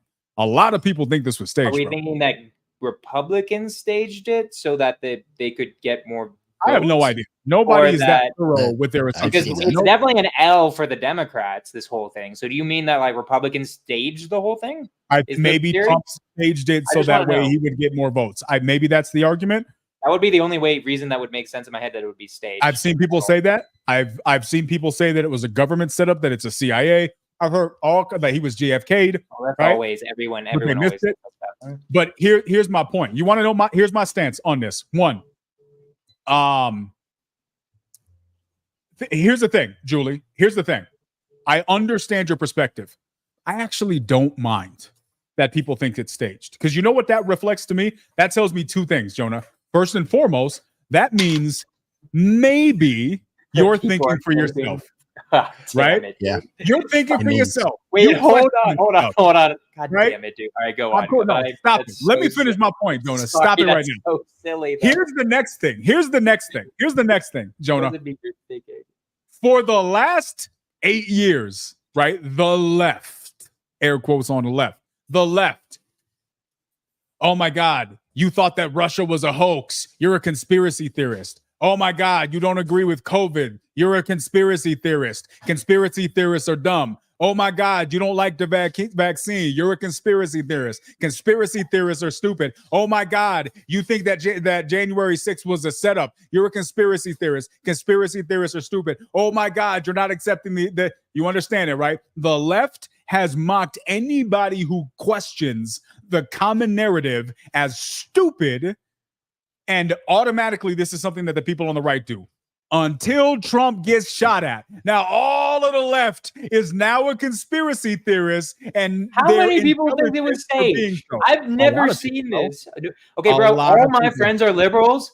All of them believe it's real. So I want to know where you're getting this from. Bring up some articles or something. The internet, bro. Go into the comment sections of any post about Trump. Okay, whatever. Anyways, I'll contain myself. We have a guest on here who hasn't said a single word, and you've been ignoring them incredibly rudely. And very rudely. Very rudely. Believe in yourself. I know you came on here before, and I forgot your name, and I'm sorry, but I want you to have a chance to respond. Robert. Have a chance to respond to anything we've said. I'll just sit here and see. Well, one thing I will say. Anyways, yeah, I know you're wound up right now, Jonah. And it's understandable. I'm hyped. I'm keeping respectful. But you can turn that into cash, of course, right? That energy. Oh, yes, Ashley, you every day. Definitely come up here because I feel like Jonah's outnumbered and he needs your support. No, I like it. Bring it on. I'm in, dude. 1v3. Let's go. The part about I did hear because I found a community that one person started a show who I came across in that dating podcast I've talked about in the past. Yep. He's raised a Southern Baptist. He's from Tennessee, lives there. He's also a competitive shooter and always has been his whole life. So he competes in tournaments and he's good enough to the point where tournaments want him to show up. He's financially independent, has been for a long time. And he used to race cars. So that was something else I liked about him. And he's doing his show to give back, to share his wisdom, things that he's learned with people, to offer a hand up. What you said about I have seen in the discussions on the various live streams that some people did suggest it was staged by Trump's party to gain support for Trump. It's okay because that's the value of open discourse, which is what this is. What happens now. I don't believe that. I believe it was a real attempt. I believe it shouldn't have happened had Trump had the same level of security that Biden has, because they would have seen that shooter. That shooter would have never been able to get on the roof in the first place had the security been equal to what Biden has. What do you think about that? There you go, Jonah. That's a good conversation. To be clear, what I'm going to say first off is I think it's so. I just think if you're a liberal and you think that this was a staged attempt, in my opinion, I'm not a liberal. I'm not. No, I know. I'm not saying to you. Yeah. I'm not saying to you. I'm saying the general you. If you're a liberal and you think this is staged, provide some evidence. Here's my complete disagreement. I'll talk you through their evidence. Hold on. Let me finish. It is not smart to have. You are not an independent thinker if you just believe things without evidence. That's my issue. You guys obviously don't believe it's staged. What evidence is there that it's staged? If you believe it's staged and there's no evidence, I think you're being dumb. Like, that's stupid. In the same way that if you believe that the vaccine, getting vaccinated, let's keep COVID out of it for a second. We can talk about COVID. That's just such a long conversation. We'd have a whole nother podcast if you want about. But if you believe that all vaccines are fake, if you think every single vaccine is a scam, I'm sorry. You just are not looking at evidence, and that's a stupid opinion. People have stupid opinions, and that's okay, but they're still goddamn stupid opinions because they don't have any evidence behind them. and I'm gonna call something stupid if it doesn't have evidence. So let me tell you. Go through evidence of this coup of it being staged. We can, but I don't think there is. I'll give you a couple examples. One, people didn't like the crowd's reaction. Some people reacted, some people didn't. I think that's an easy thing to answer for, but the fact that people didn't react. Zach is a licensed firearms instructor in the state of Florida, right? So I have shot plenty of guns. Julie has shot guns. I know what a gunfire out there. I'm a liberal who shoots guns sometimes. See, there you go. Right. Anybody who shot guns knows that you hear that there's a 90+% chance that at first glance that's gunfire. Then you listen to the pattern of the way that plays out. I'm grabbing anybody around me and I'm getting down and I'm looking around and I'm looking for a way to get out of the situation. Right. I think that people who were trained in understanding or have experience around that recognize that was gunfire. But I think there was probably a lot of people who'd never heard gunfire or shot a gun in their life. They're at a thing. It's July. They probably didn't know what it was. Maybe this is a firework or maybe this is something. And so they're not going to react. I think a mob of people is going to all react differently to random popping noises. And I think that's what we saw on the stage. But people are looking at that and saying, well, why isn't everybody freaking out? Why are there some people who just stood still and didn't move? They've never been in a situation. They've never been in like a situation. People freeze. That's what actually happens in a situation when you're like, wait, when something's like seriously happening, you freeze. That's like so I think that's one argument. The other argument is, how did this guy get within 140 yards on an unprotected roof with clear line of sight to a former president running for office unobstructed? Furthermore, there are at least a dozen at this point videos out there of random people there videoing this guy on the roof, setting up his position for a shot and telling the cops, bruh, homie's up there with a sniper rifle. Like, y'all might want to video. Yes. Yeah. Can we watch them? Yes. Let's watch some of that. I want to see them telling the cops and the cops just like screw off. That's kind of crazy. Yeah. So that I want to see. I've seen videos of them being able to see the shooter. I've never seen a video where it's like he's going to the cops being like, look, there's a shooter. I promise you that's a guy, right? Like that would be interesting anyways. Okay. Now I'm going to do it right here. Something else to consider. But we can talking about things. Satellites have long been able to see basically anything they wanted to. So they would have known someone's on the roof just using that data. I mean, they can see a human hair from orbit of someone lying on the beach. I watched a really good YouTube video that I put in the chat. It's a long one, so I don't know if I want to watch all of it. It's like 6 minutes, but it talks about, it goes through how Secret Service like does everything.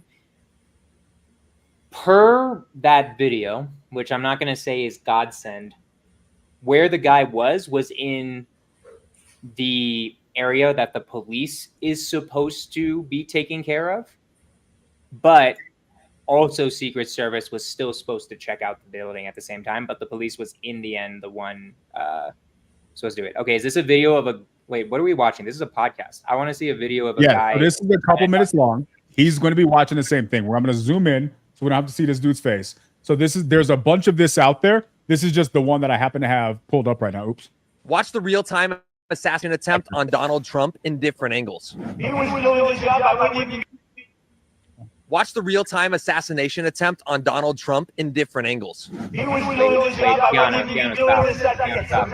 You're like, I guess we can. Are you zooming in on the part that's that instead of the guy? Yeah, this part up top is what we're looking for. I was about to say you're cutting out the video, but I guess we don't need the guy. So go on. Yeah, so you're going to see the different angles. You'll see. Okay, look, they're all pointing. The Atlantic, maybe the Pacific. Yeah, someone's on top of the roof. Look. There he is right there. Right there, see him? He's laying down. See him? Yeah, he's laying down. I don't know why they went What's happening? And just make sure we take back the White House, because if we do, we're going to make America better than ever before. We're going to make it. Yeah, look. There he is. Because we have millions and millions of He's right here. people in our This is country. him. Look at him. You see him moving around. Dangerous people, criminals. Plenty of time. We have criminals. We have. To be fair, I guess people let him know. We I don't have know. people that should not be here. It's much Literally, you hear her screaming, yelling. Were there There's any, cops it's really all hard around. for me to see the video. Where are there cops? He's around right here. Yeah, No, but there's are there cops all around this there? thing. I'm going to show No, a different version of it too. You'll see. Where- Okay, but in that video, I hear her screaming. I see only civilians, but it's hard to tell.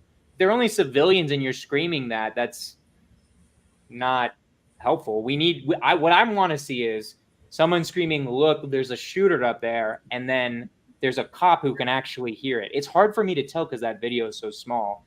It might have. I couldn't tell if one of the guys looking up there was a cop. It's very hard to tell. But anyways, that's what I'm looking for, right? Because then it would be like, cop, what are you doing, right? What is a civilian going to do? They're No, well, so let's watch. This goes for a couple more seconds. Watch. It happened. Ever. In recorded history, we're the best border. In fact, if they could ever put up a chart, So hold on, let me find the one. I just had it up too. Where is it? There's one where. Here we go. This is it right here.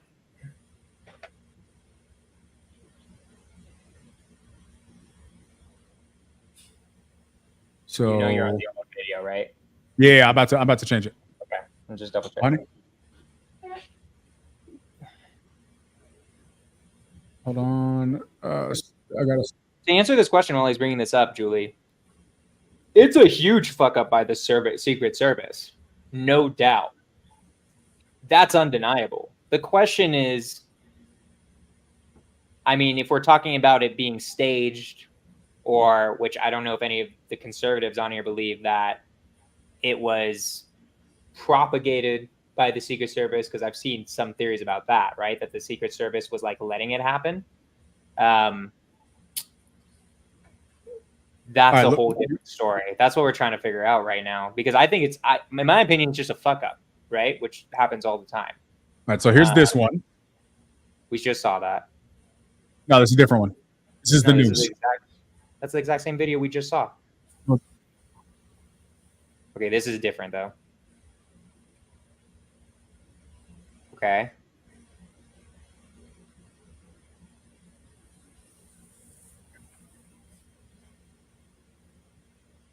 Building was staging area for local police. What does that mean?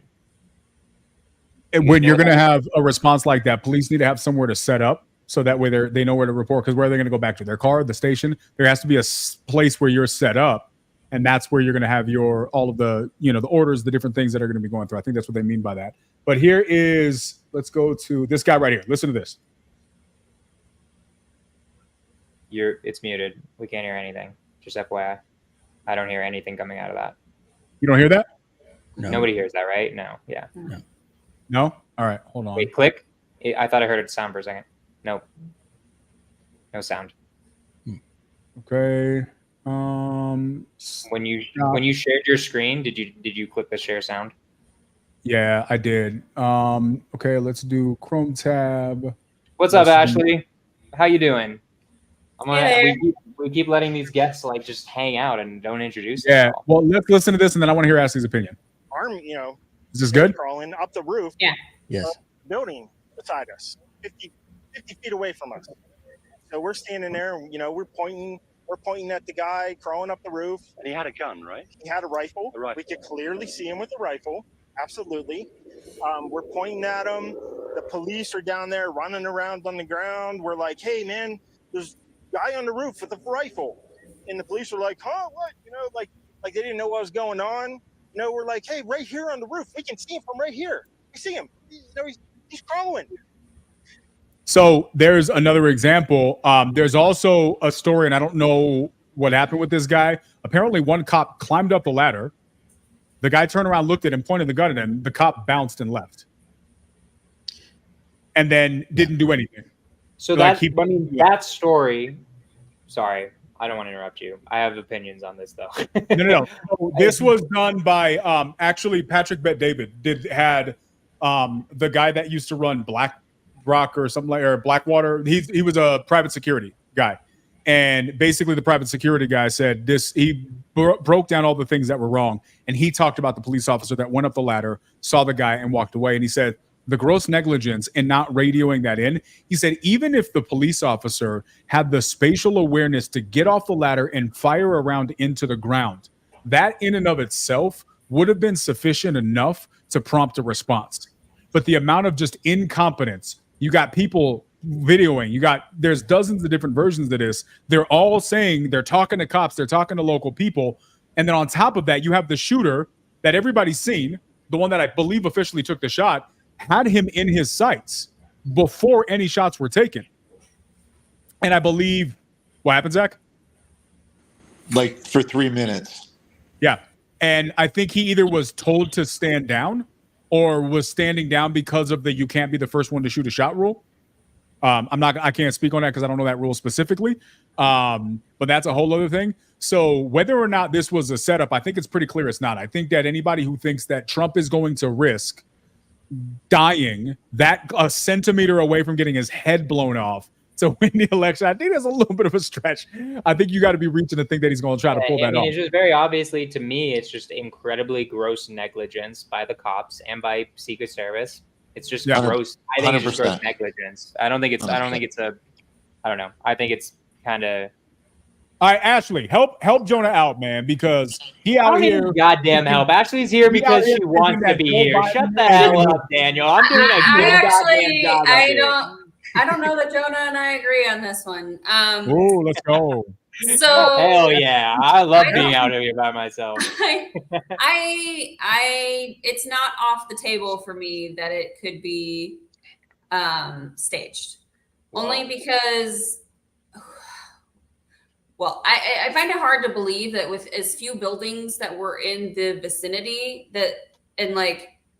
how else would you take out a president besides a sniper, or a potential president, former president, whatever? How else would you take him out besides a sniper? With the few amount of buildings that were in the vicinity, I don't understand how that roof was missed.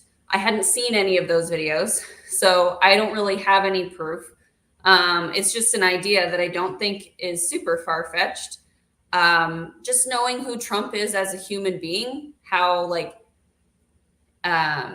he just thinks that he's invincible and the rules don't apply to him. And, he thinks that every plan that he has is just executed with complete, perfection, and how he's completely flawless. Just who he is, I feel like he is full of himself enough to think that he can pull something like this off. Isn't he right then that he can do that? That was a flawless plan then. It was a flawless plan. However, I would not have chosen a 20-year-old person with who knows where his trained experience comes from. Yeah, I'm I don't. The 20-year-old is where I get back on them. Maybe this wasn't a setup because I don't know how a 20-year-old he's not the guy level of skill. Yeah. To get his let me ask you this, Ashley. Ashley, I got a genuine question around this. So I think I know your answer, but I'm going to phrase it this way because I'm interested in your perspective. One, what's more likely in your opinion? He paintball champ. Yeah, that's guy. If I'm setting it up, he's not the guy I'm using. Bro, I'm finding a former special ops guy, maybe a sniper, somebody who can actually intentionally miss that. If that was purposeful to just hit his ear, Ashley, that's a beyond good shot. That's a 1 of 1,000 shot. Here's the thing. Did it really hit his ear? Or was he prepared to make it look like it hit his ear? That's wild. Here, look, I'm gonna tell you right now. Wild. I'm gonna throw that. That's too wild for me. I'm gonna throw that out. I don't necessarily agree with that premise, but I'm gonna tell you right now, I don't have a problem with her asking that question because I think the right thing for us to do is to ask questions. So I'm here for Ashley to ask this question. But here's my question to you, Ashley. What do you think is more feasible based on your perspective at this point, being willing to look at it from this point of view? Question number one. Do you think it's more reasonable that he hired some kid to take a shot, right? Got that kid to accept getting killed for doing so, right? Or maybe he lied and told the kid, no one's going to kill you. you're going to be totally fine taking a shot at the former. I don't know what that story is. I don't know how you've worked that part out. What's more likely, that option 2, that it was just gross negligence on the part of security and somebody got a shot off, and it was fortunate that that kid wasn't that good of a shot and he missed it. Option 3, there was political interference in some capacity, and maybe there was a political motive to do that, right? One thing I'll say, there was something that happened that, for example, President Trump requested an increased security detail for that day. He was denied, and that detail was given to Joe Biden's wife. Same day. So, of the options, what are you thinking is most feasible from your point of view?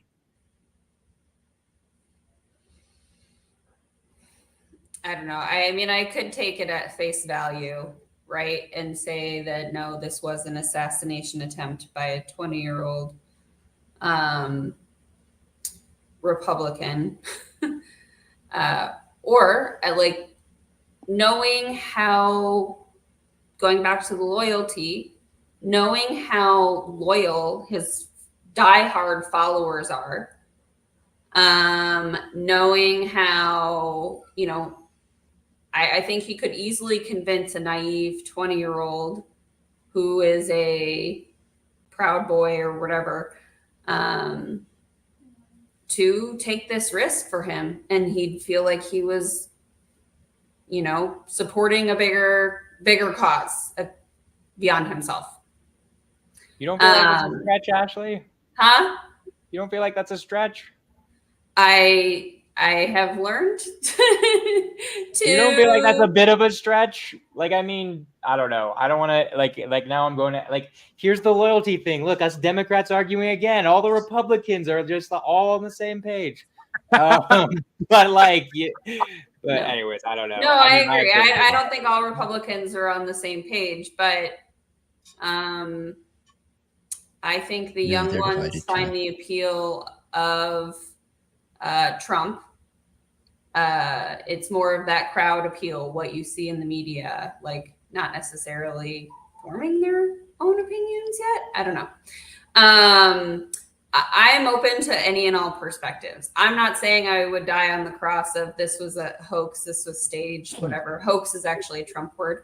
But I'm not saying that I would, you know, I firmly believe this. I'm just open to the idea that it's definitely a possibility. And I think it would be silly to not keep your mind open to all different possibilities. And let me ask you, open discourse. Yeah, so let me ask you this. Here's the thing, Ashley. I respect that. I'm here for that. I don't agree with your conclusion, but I respect that thing you just said. I think it is smart to open up your mind to all of the options. I'm going to ask you a question, and I'm going to ask you to sit with the question for a second before you answer it and genuinely think about this, if you can.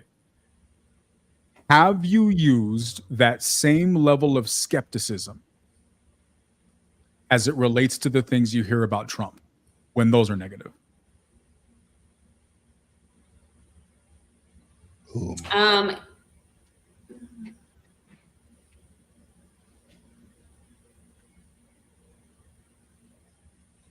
I would say yes. Mostly because I find it hard to believe that so many people would support someone who is painted so poorly in the media. Like, Are we really supporting this person? Is this who our president is? Or could be, or was? But honestly, I try and ignore and avoid it all because I feel like we're fucked no matter what direction we go right now. Okay. I appreciate you putting thought into that. And I actually appreciate that answer, even though the foundation is less pure, right? It's still under the premise of Trump's still a piece of shit. So why would anybody vote for him? I appreciate the fact that you're putting thought into it. And the reason why I'm focused on it is, you guys hear, this is why I started the podcast. One of my biggest issues that I have with society today is we stop thinking for ourselves. You know what I mean? I look at, and I'm going to say this, that Exactly, Julie. I'm gonna say this, right? And Jonah, if you're up to it for it, dude, I mean, I'm down to do a part 2 of this thing I'd be because down. I mean, we're getting to the end, and I feel like we haven't delved into anything. I'm not going to get You to do really my. haven't. I'm not doing the dictator argument unless I have a lot of time. you need to delve time. it And out. I think we need We to do go not into have enough time on this podcast to do the dictator argument because I have a question. that's the difference for me. what you at got, least. Robert. Within your community, meaning the the real estate community that you're building, is there someone that is a political scientist that's willing to come on here? That'd be fantastic. You should reach out and see if you guys know anybody. I'd love to have somebody who's got a lot of experience cool. in politics. Birdie, if Birdie's feeling better, I have a obviously. political Birdie, science degree. Does that help? no, No, you need a doctorate. You need a doctorate in political I have science. a bachelor's. Not even from a an little bit. accredited school. I almost Highly forgot about that. That jogged my memory. Here's why, right? Because one thing that Birdie brought up, Jonah and I talked about this beforehand. I think it's worth it for us to talk about Trump derangement Bring syndrome. it. I think Trump derangement syndrome is a real thing.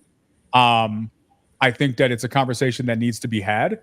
I think that conversation potentially. So let's assume for the sake of argument that Trump didn't hire this kid to almost shoot him in the head. Okay. Let's also assume that another political party. This wasn't another political party that did this, and it wasn't done in that fashion. It wasn't an assassination attempt by doing that, but it was genuinely just a kid who lost it and decided to get on a roof with a gun. Let's assume it's that. If it's that, I want to have a conversation surrounding this argument, because what that tells me is that the danger of playing these silly games that people in positions of power and the media have played have gotten to the point where you've brainwashed influenceable kids to put their own lives in danger. You've taken what you thought was the way to win a political election, and you've gotten real people's lives at stake. When someone goes out and riots and loses their life, they lose their business, they lose their livelihood because of a fake narrative that's been put out there, somebody needs to be accountable for that. And I don't think we're discussing this Trump enough. also does that, throwing it out there. And we can present that argument. Just We can as much present that Trump's fault as any Another media question. source. Throwing it out there. Did you, I mean, this is before your time, I'm thinking. Did you watch The Apprentice? I watched The Apprentice. Yeah, I did not. I was not. I don't know what even year was that? 2000s. I was like in. It's a long time ago. I'm making it sound like the year 2000 was like that was Bro, Trump's show. I was That was five. back when Sorry, the dude. I was You're 5 fired. years old. Keanu, I was 5 Well- when in the year 2000. So yeah, Well, that's probably You're a good not thing your old parents enough didn't to have watch. you're this an old conversation, dude. But Sorry. I mean, I read his autobiography way back in the day when his show was popular. When he came back from being hundreds of millions of dollars in debt, close to $1 billion, and came back from that by selling himself, by building trust in people to a point that they wanted to do business with him, and that they believed that he could accomplish what he said he could. And this was reflected in that show, which was, very popular in its day. And I certainly watched it.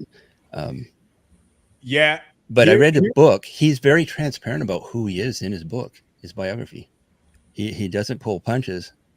And he's the first to say that if someone crosses him, he's going to make them very sorry. I mean, he's not pretending to be a saint. Not at all. Sure. I recommend for context that people read that. Here's one thing I'll say. And we'll talk about this. I think we should go into this next week. I think we need to talk about Trump derangement syndrome. I think we need to qualify the arguments of why he's a dictator or why he's not. I think both arguments have to be proven. Here's the one thing I'll say. I do remember The Apprentice. I grew up in urban environments, if you will. I grew up on hip hop.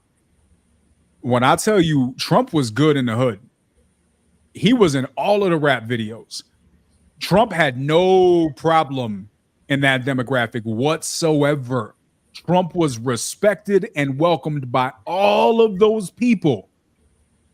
He was friends with all of these people until one day that man goes down that escalator, having declared that he's going to be running for president. And the next day, your boy's racist.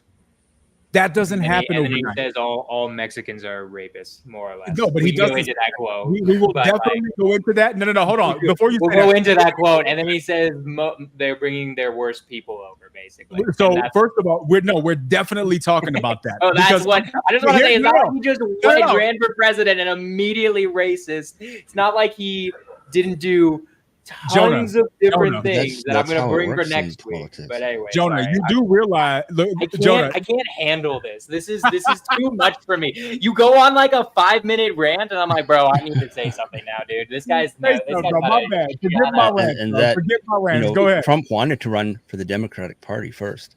He asked them first. Here's my question to you, Jonah. Jonah, here's he's my not question. a politician, and he's the first to say so. Robert, hold on one second, dog. I agree with what you're saying. Jonah, I'm going to ask you to do something, bro, because the last time I had somebody say what you just said, bring the tape. No, that's all I'm asking. Understand what he's saying. He doesn't say they're all rapists. You're right. Bro. Hold on. We could watch the tape. He doesn't say they're all rapists. He says that they are bringing their worst. They're like they're not sending their best. Saying that drug traffickers are bringing their worst. No shit. Yeah. What else are they he's bringing? saying the people coming over the board. Let's just watch the tape. Honestly, do you want to go a little over and watch this guy? No. And honestly, like that's more of where my opinion and my personal perspective on Trump has come from. It's from things that he has said that I have seen him say, not just from what the media portrays, but things that he puts and says in speeches. Like I get text messages from him daily that are annoying. But like I love that you signed up for those text messages, Ashley. Wait, why did you sign up for those text messages? Wait a minute. Was that like a hate thing? Wait, why did you do that? The only thing I can think of is I'm registered independent. Gotcha.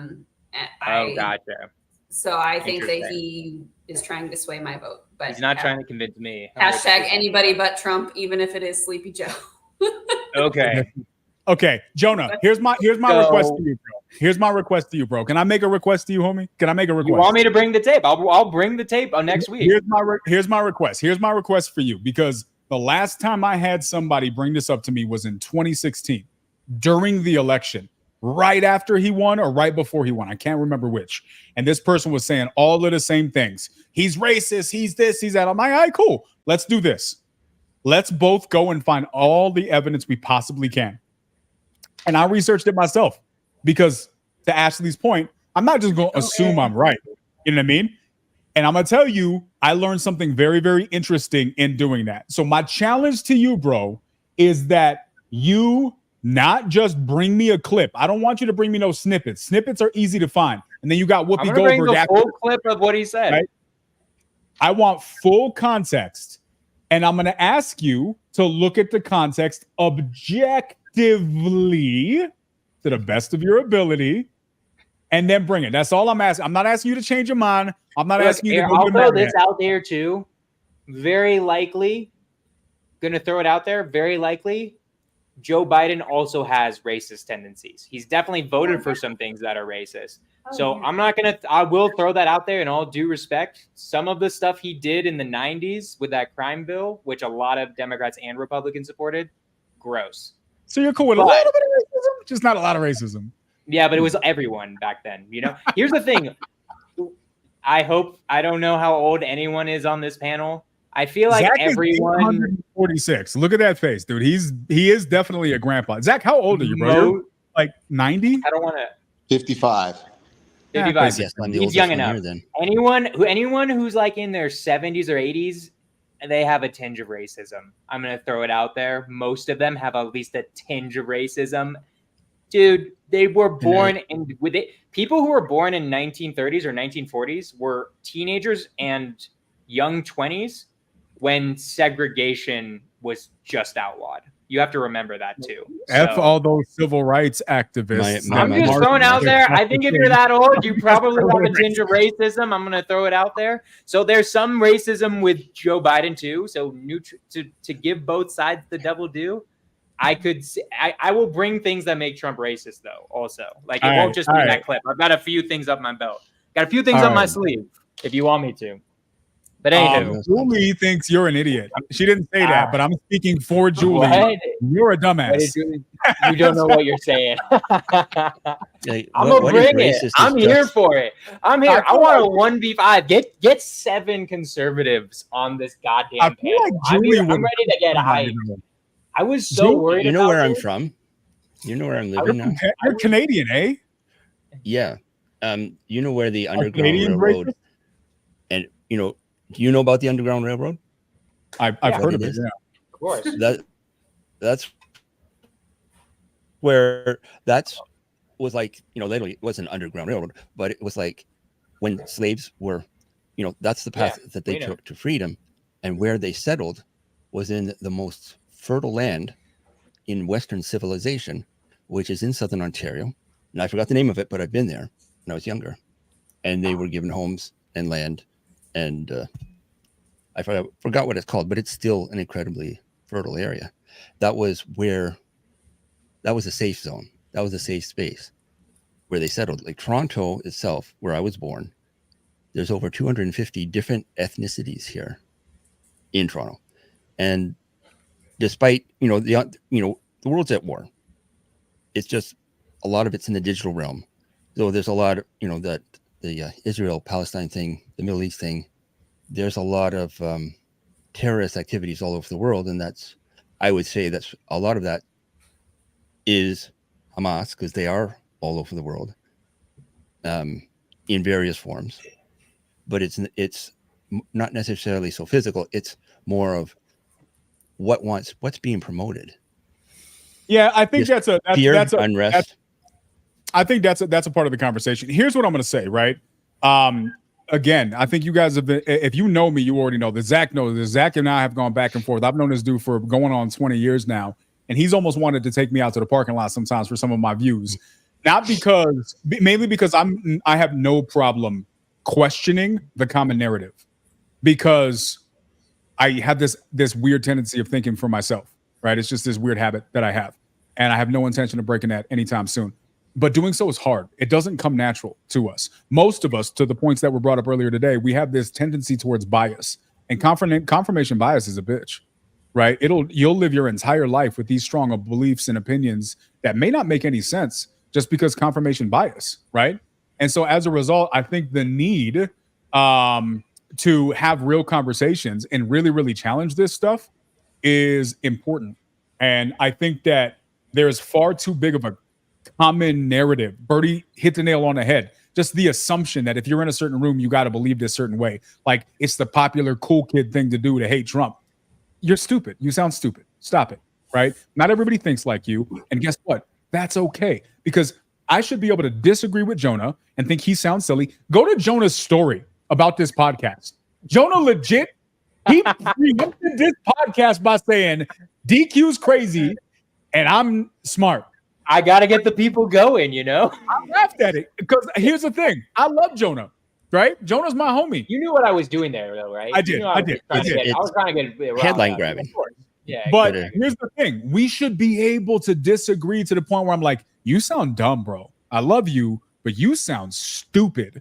And then go on our separate ways and then not lose our relationship as a result. And so for me, I think that comes with, this is the tough part. And Zach has heard me do this a lot of times in a lot of different conversations. You got to be comfortable. And this is why this is my challenge to you, Jonah. My challenge to you, and I will make this same commitment to you. I'm going to make my commitment before I ask you to make a commitment. I am going to show up next week. With the mind fully prepared for you to convince me that Donald Trump is a piece of trash. He is exactly what the news says. Joe Biden is fully of sound mind, and I should vote Democrat. Well, first off, you know my opinion. I don't think he's 100% of sound mind, But I will prove what I'm going to go for next week. Just so you know, I'm going to tell you what I'm going to prepare for next week. Okay. I'm preparing for the dictator conversation. That's in my opinion, the most important. Racist. I honestly think most people born in that era are slightly racist. I don't think it. Like I'm going to just look up a bunch of stuff on that. I'm not as interested in that. I want to talk about the dictator stuff. Just throwing it out there. By the way, because okay, wait, hold on. Actually, one question to you before we end. Sure. Let's say I convince you that he is a dictator, right? That he wants to rule America as a dictator, right? And he has dictatorial tendencies. Would that be worse? And then I'm going to give you that Joe Biden is completely brain dead. He's a vegetable. Like I'll give you I'll give you more than what you're saying on Joe Biden. And then let's say I'm 100% right. He's like Trump is a dictator. And it would destroy democracy if he could. Which is worse in your mind? I want to know. I'm not equipped to answer that question because I've never thought about it. Right. I want you to think about that because I think that's what you're going to be held with. No. But I'm going to do you one better. And I'm going to make this offer, and then I'm going to respond with an ask. Okay. I will come to next week with an open mind. I don't know everything. I do not know everything. And I'm going to come next week. I'm going to spend like a couple hours researching and getting stuff prepared. I'm going to source the fuck out of it. Julie says everyone has some degree of racism, whether they realize it or not. I don't know that I agree with that, but I understand the argument, mainly because I'm a Puerto Rican who was raised in New Mexico by a white woman, and my dad is extremely dark-skinned. My best friend growing up that was almost adopted by my mom was a black kid. I just grew up around. Keanu, is your proof that you aren't racist is you had a black friend? Is that what I'm hearing? I had a black friend. I'm completely not racist anymore because I have a black friend. Sorry. I had to. I know you're not racist. I'm invited to the barbecue, homie. Here's my offer to you, Jonah, and here's my ask. I'm gonna come next week fully prepared for the idea that I may not understand what everybody else understands. I am coming next week prepared for you to change my mind. I am not coming for you to convince me. I'm coming with the open mind that I might be wrong, that I may completely change my belief on Donald Trump based on the evidence that you present me. I am willing to make the commitment that I'm going to show up next week with that mindset. Here's my ask to you. Will you do the same? And think about that before you answer me. You'd have to, it would take a lot. I would say that. Certain things, I just don't think you're going to beat me on the dictator stuff. If you truly sorry, I'm making it like a debate, but if you show me that every piece of evidence that I have is somehow false, because the issue is I've looked at this evidence. That's the hard part. Once I see the evidence, it's hard for me to not see the evidence. We'll have to talk about it next week, right? Is that your if you can prove that my evidence is bad and you have better evidence, then yes, right? 100%.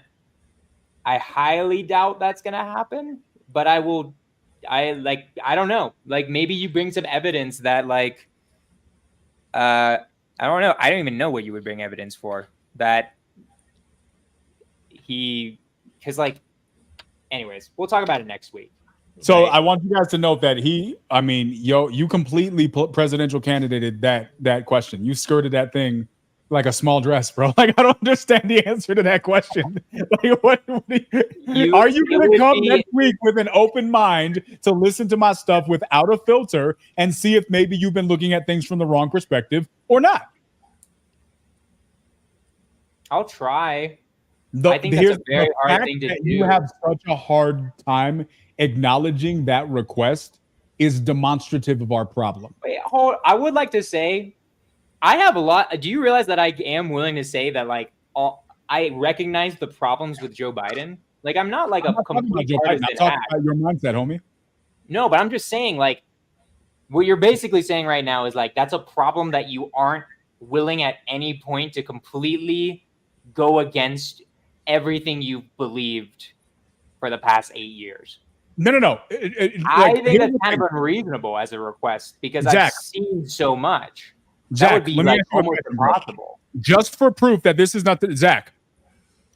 Yeah. 15 years ago, Was I not having this exact conversation on completely unrelated topics in front of 10, 15, 20 people at dinner tables asking these exact same questions? Yes.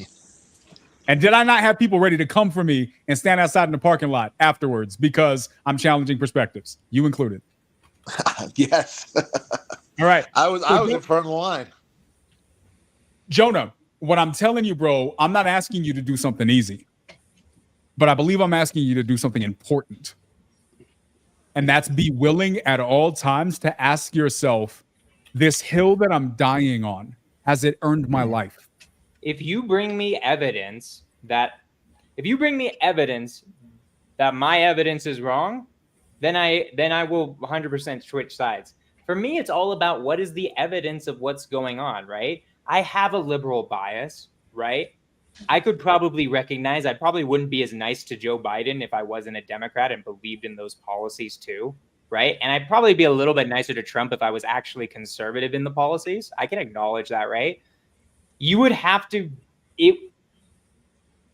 I just don't know how you're going to bring evidence that goes against my I guess we'll just see. Like if you honestly bring evidence that all of the evidence that I'm going to bring about him being a dictator, everything related to January 6th, the Eastman memo, everything about his plot to have fake slates of electors submitted to state legislatures. I don't even know if you know about that or not.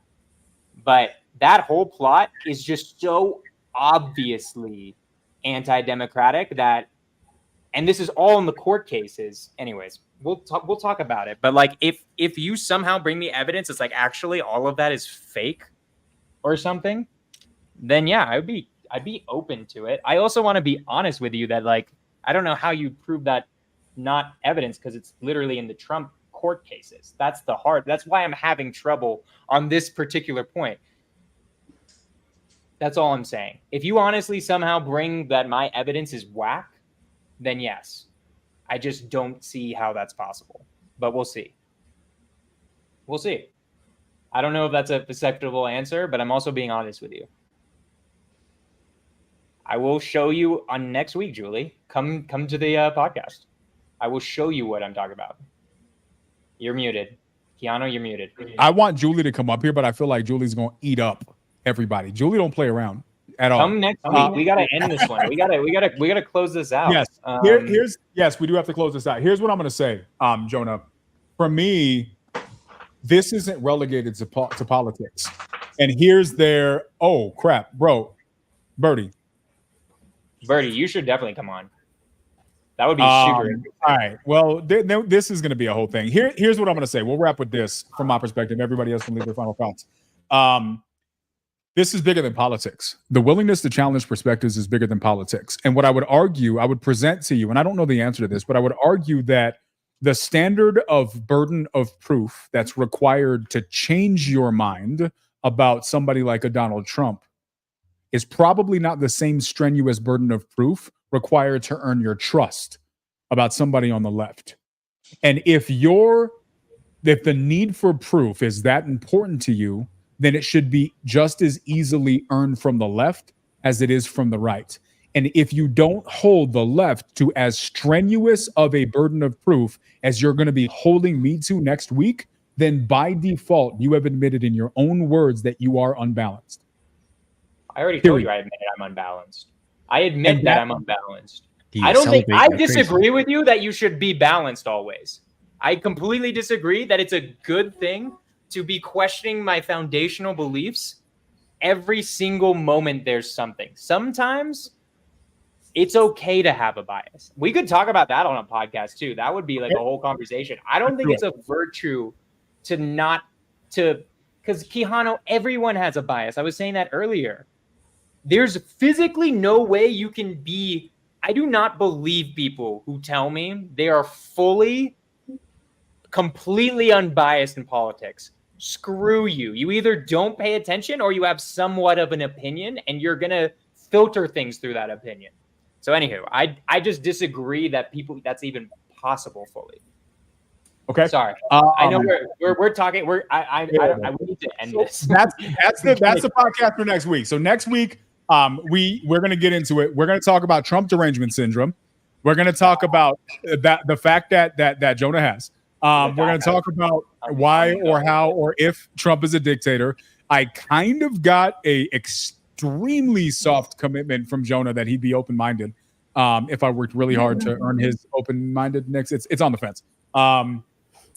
But next week is going to be fun. We're really going to break this stuff really down. Like this. Let's just do this. I honestly, when we had our conversation in the Zoom, I was much more worried. I'm hyped. I love this. This is making me. I never talk about politics. It's fun to talk about politics. I really like talking about politics with people I disagree with. I feel like all my friends are liberals, so this is kind of fun to like actually debate conservatives a little bit. So I'm having a great time. I'll just say that. I like it. I like it a lot. Thank you, guests. Thank you, Yes. guys. I appreciate all of you. Zach, Richard, Ashley, I appreciate all of you guys. Thank you guys so much for coming on. I hope we see you next week. His name is definitely not Richard. It's Robert, Is but it that's not? totally Robert? fine. Yeah, it's Robert. Yeah. Yeah. I guess. Yeah, well, you know, because Why do you I'm name at a yourself certain Robert? age. Oh, because this is the name. Oh wait, that sorry. that I that channel apologize. name. Now that's not the original channel, but what I was doing with that channel was building. I built a lot of relationship capital using that brand account on YouTube. I like it. And I'm Robert, just are you barely going to come beginning next to week, access bro? it. Yes, I will. Okay, I Ashley, are you coming next week? Are you going to come up here and be It's very Jonah's towel boy? I love the engagement. No, don't do that. I mean, don't be my towel boy. Have your own opinions. No, Oh, I won't be your towel boy. It looks He like needs I'm somebody to available. get his back. He needs somebody to get his back. He needs I don't help. need He's anyone. struggling. I want He's to struggling. take on the world. This has hyped me up so much. I'm so Fine, then I happy. won't come. No, you can come. No, please come. We want to hear your opinions. I just love. I forgot how much I like arguing. Sometimes I like it. Yeah, so it'll be fun. Zach, welcome to come out. Zach is gonna have a senator or a guy running for Senate on his podcast tomorrow. If you guys want to go give him a follow over there. Wait, which senator? Real quick, which senator? Oh, his name is John Flynn out of Connecticut. Okay, cool. So if you guys want to go Okay, check that out. We got Birdie's who was there on January 6th, who's going to be coming through. We're going to talk about January 6th, Trump derangement syndrome. Oh, no. I think that Birdie, what are you doing, bro? Birdie, we need you. Birdie, you have to come next week. We just you're our star witness. I don't know anyone who was there. This is our last Prophet and Paradox podcast. If Birdie doesn't come out here, I'm just kidding. Birdie, feel better either way. Oh, you're going to be in Montana. Oh, because of the thing. Yeah, that makes sense. If you can make it, we'd love to have you. If not, we can do follow-ups. Guys, we're going to talk about all the things. We're going to break all of the stuff down. It was really good having this conversation. I think there's more to talk about. And honestly, I love the fact that, that we're creating a space where people can have conversations about stuff they disagree about, and push through. I think that's what's important. You shouldn't lose relationships because you like or dislike Donald Trump. That's silly. Birdie said she will try, which means that we don't have to shut down the podcast for eternity.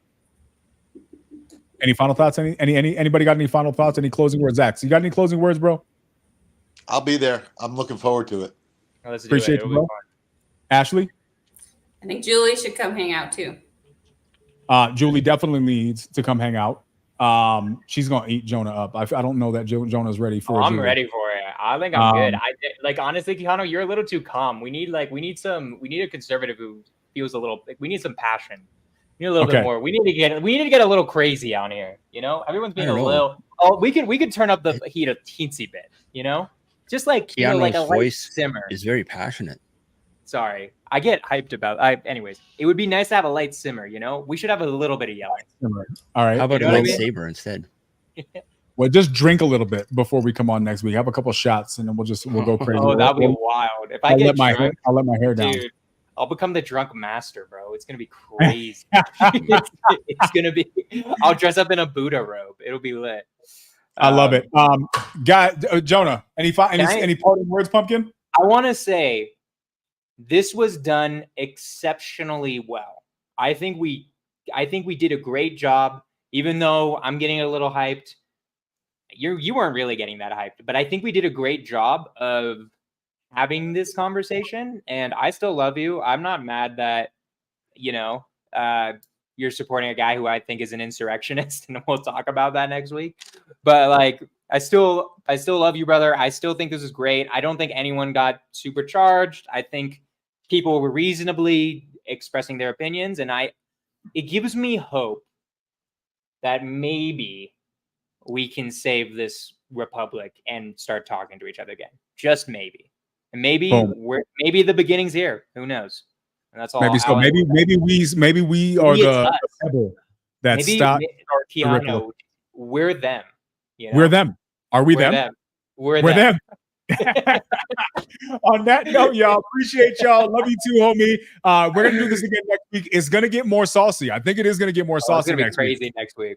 Because we're bringing receipts, and it's gonna be good. Birdie's gonna move to Barbados. Please give me like a little cabana next to yours so we can come visit.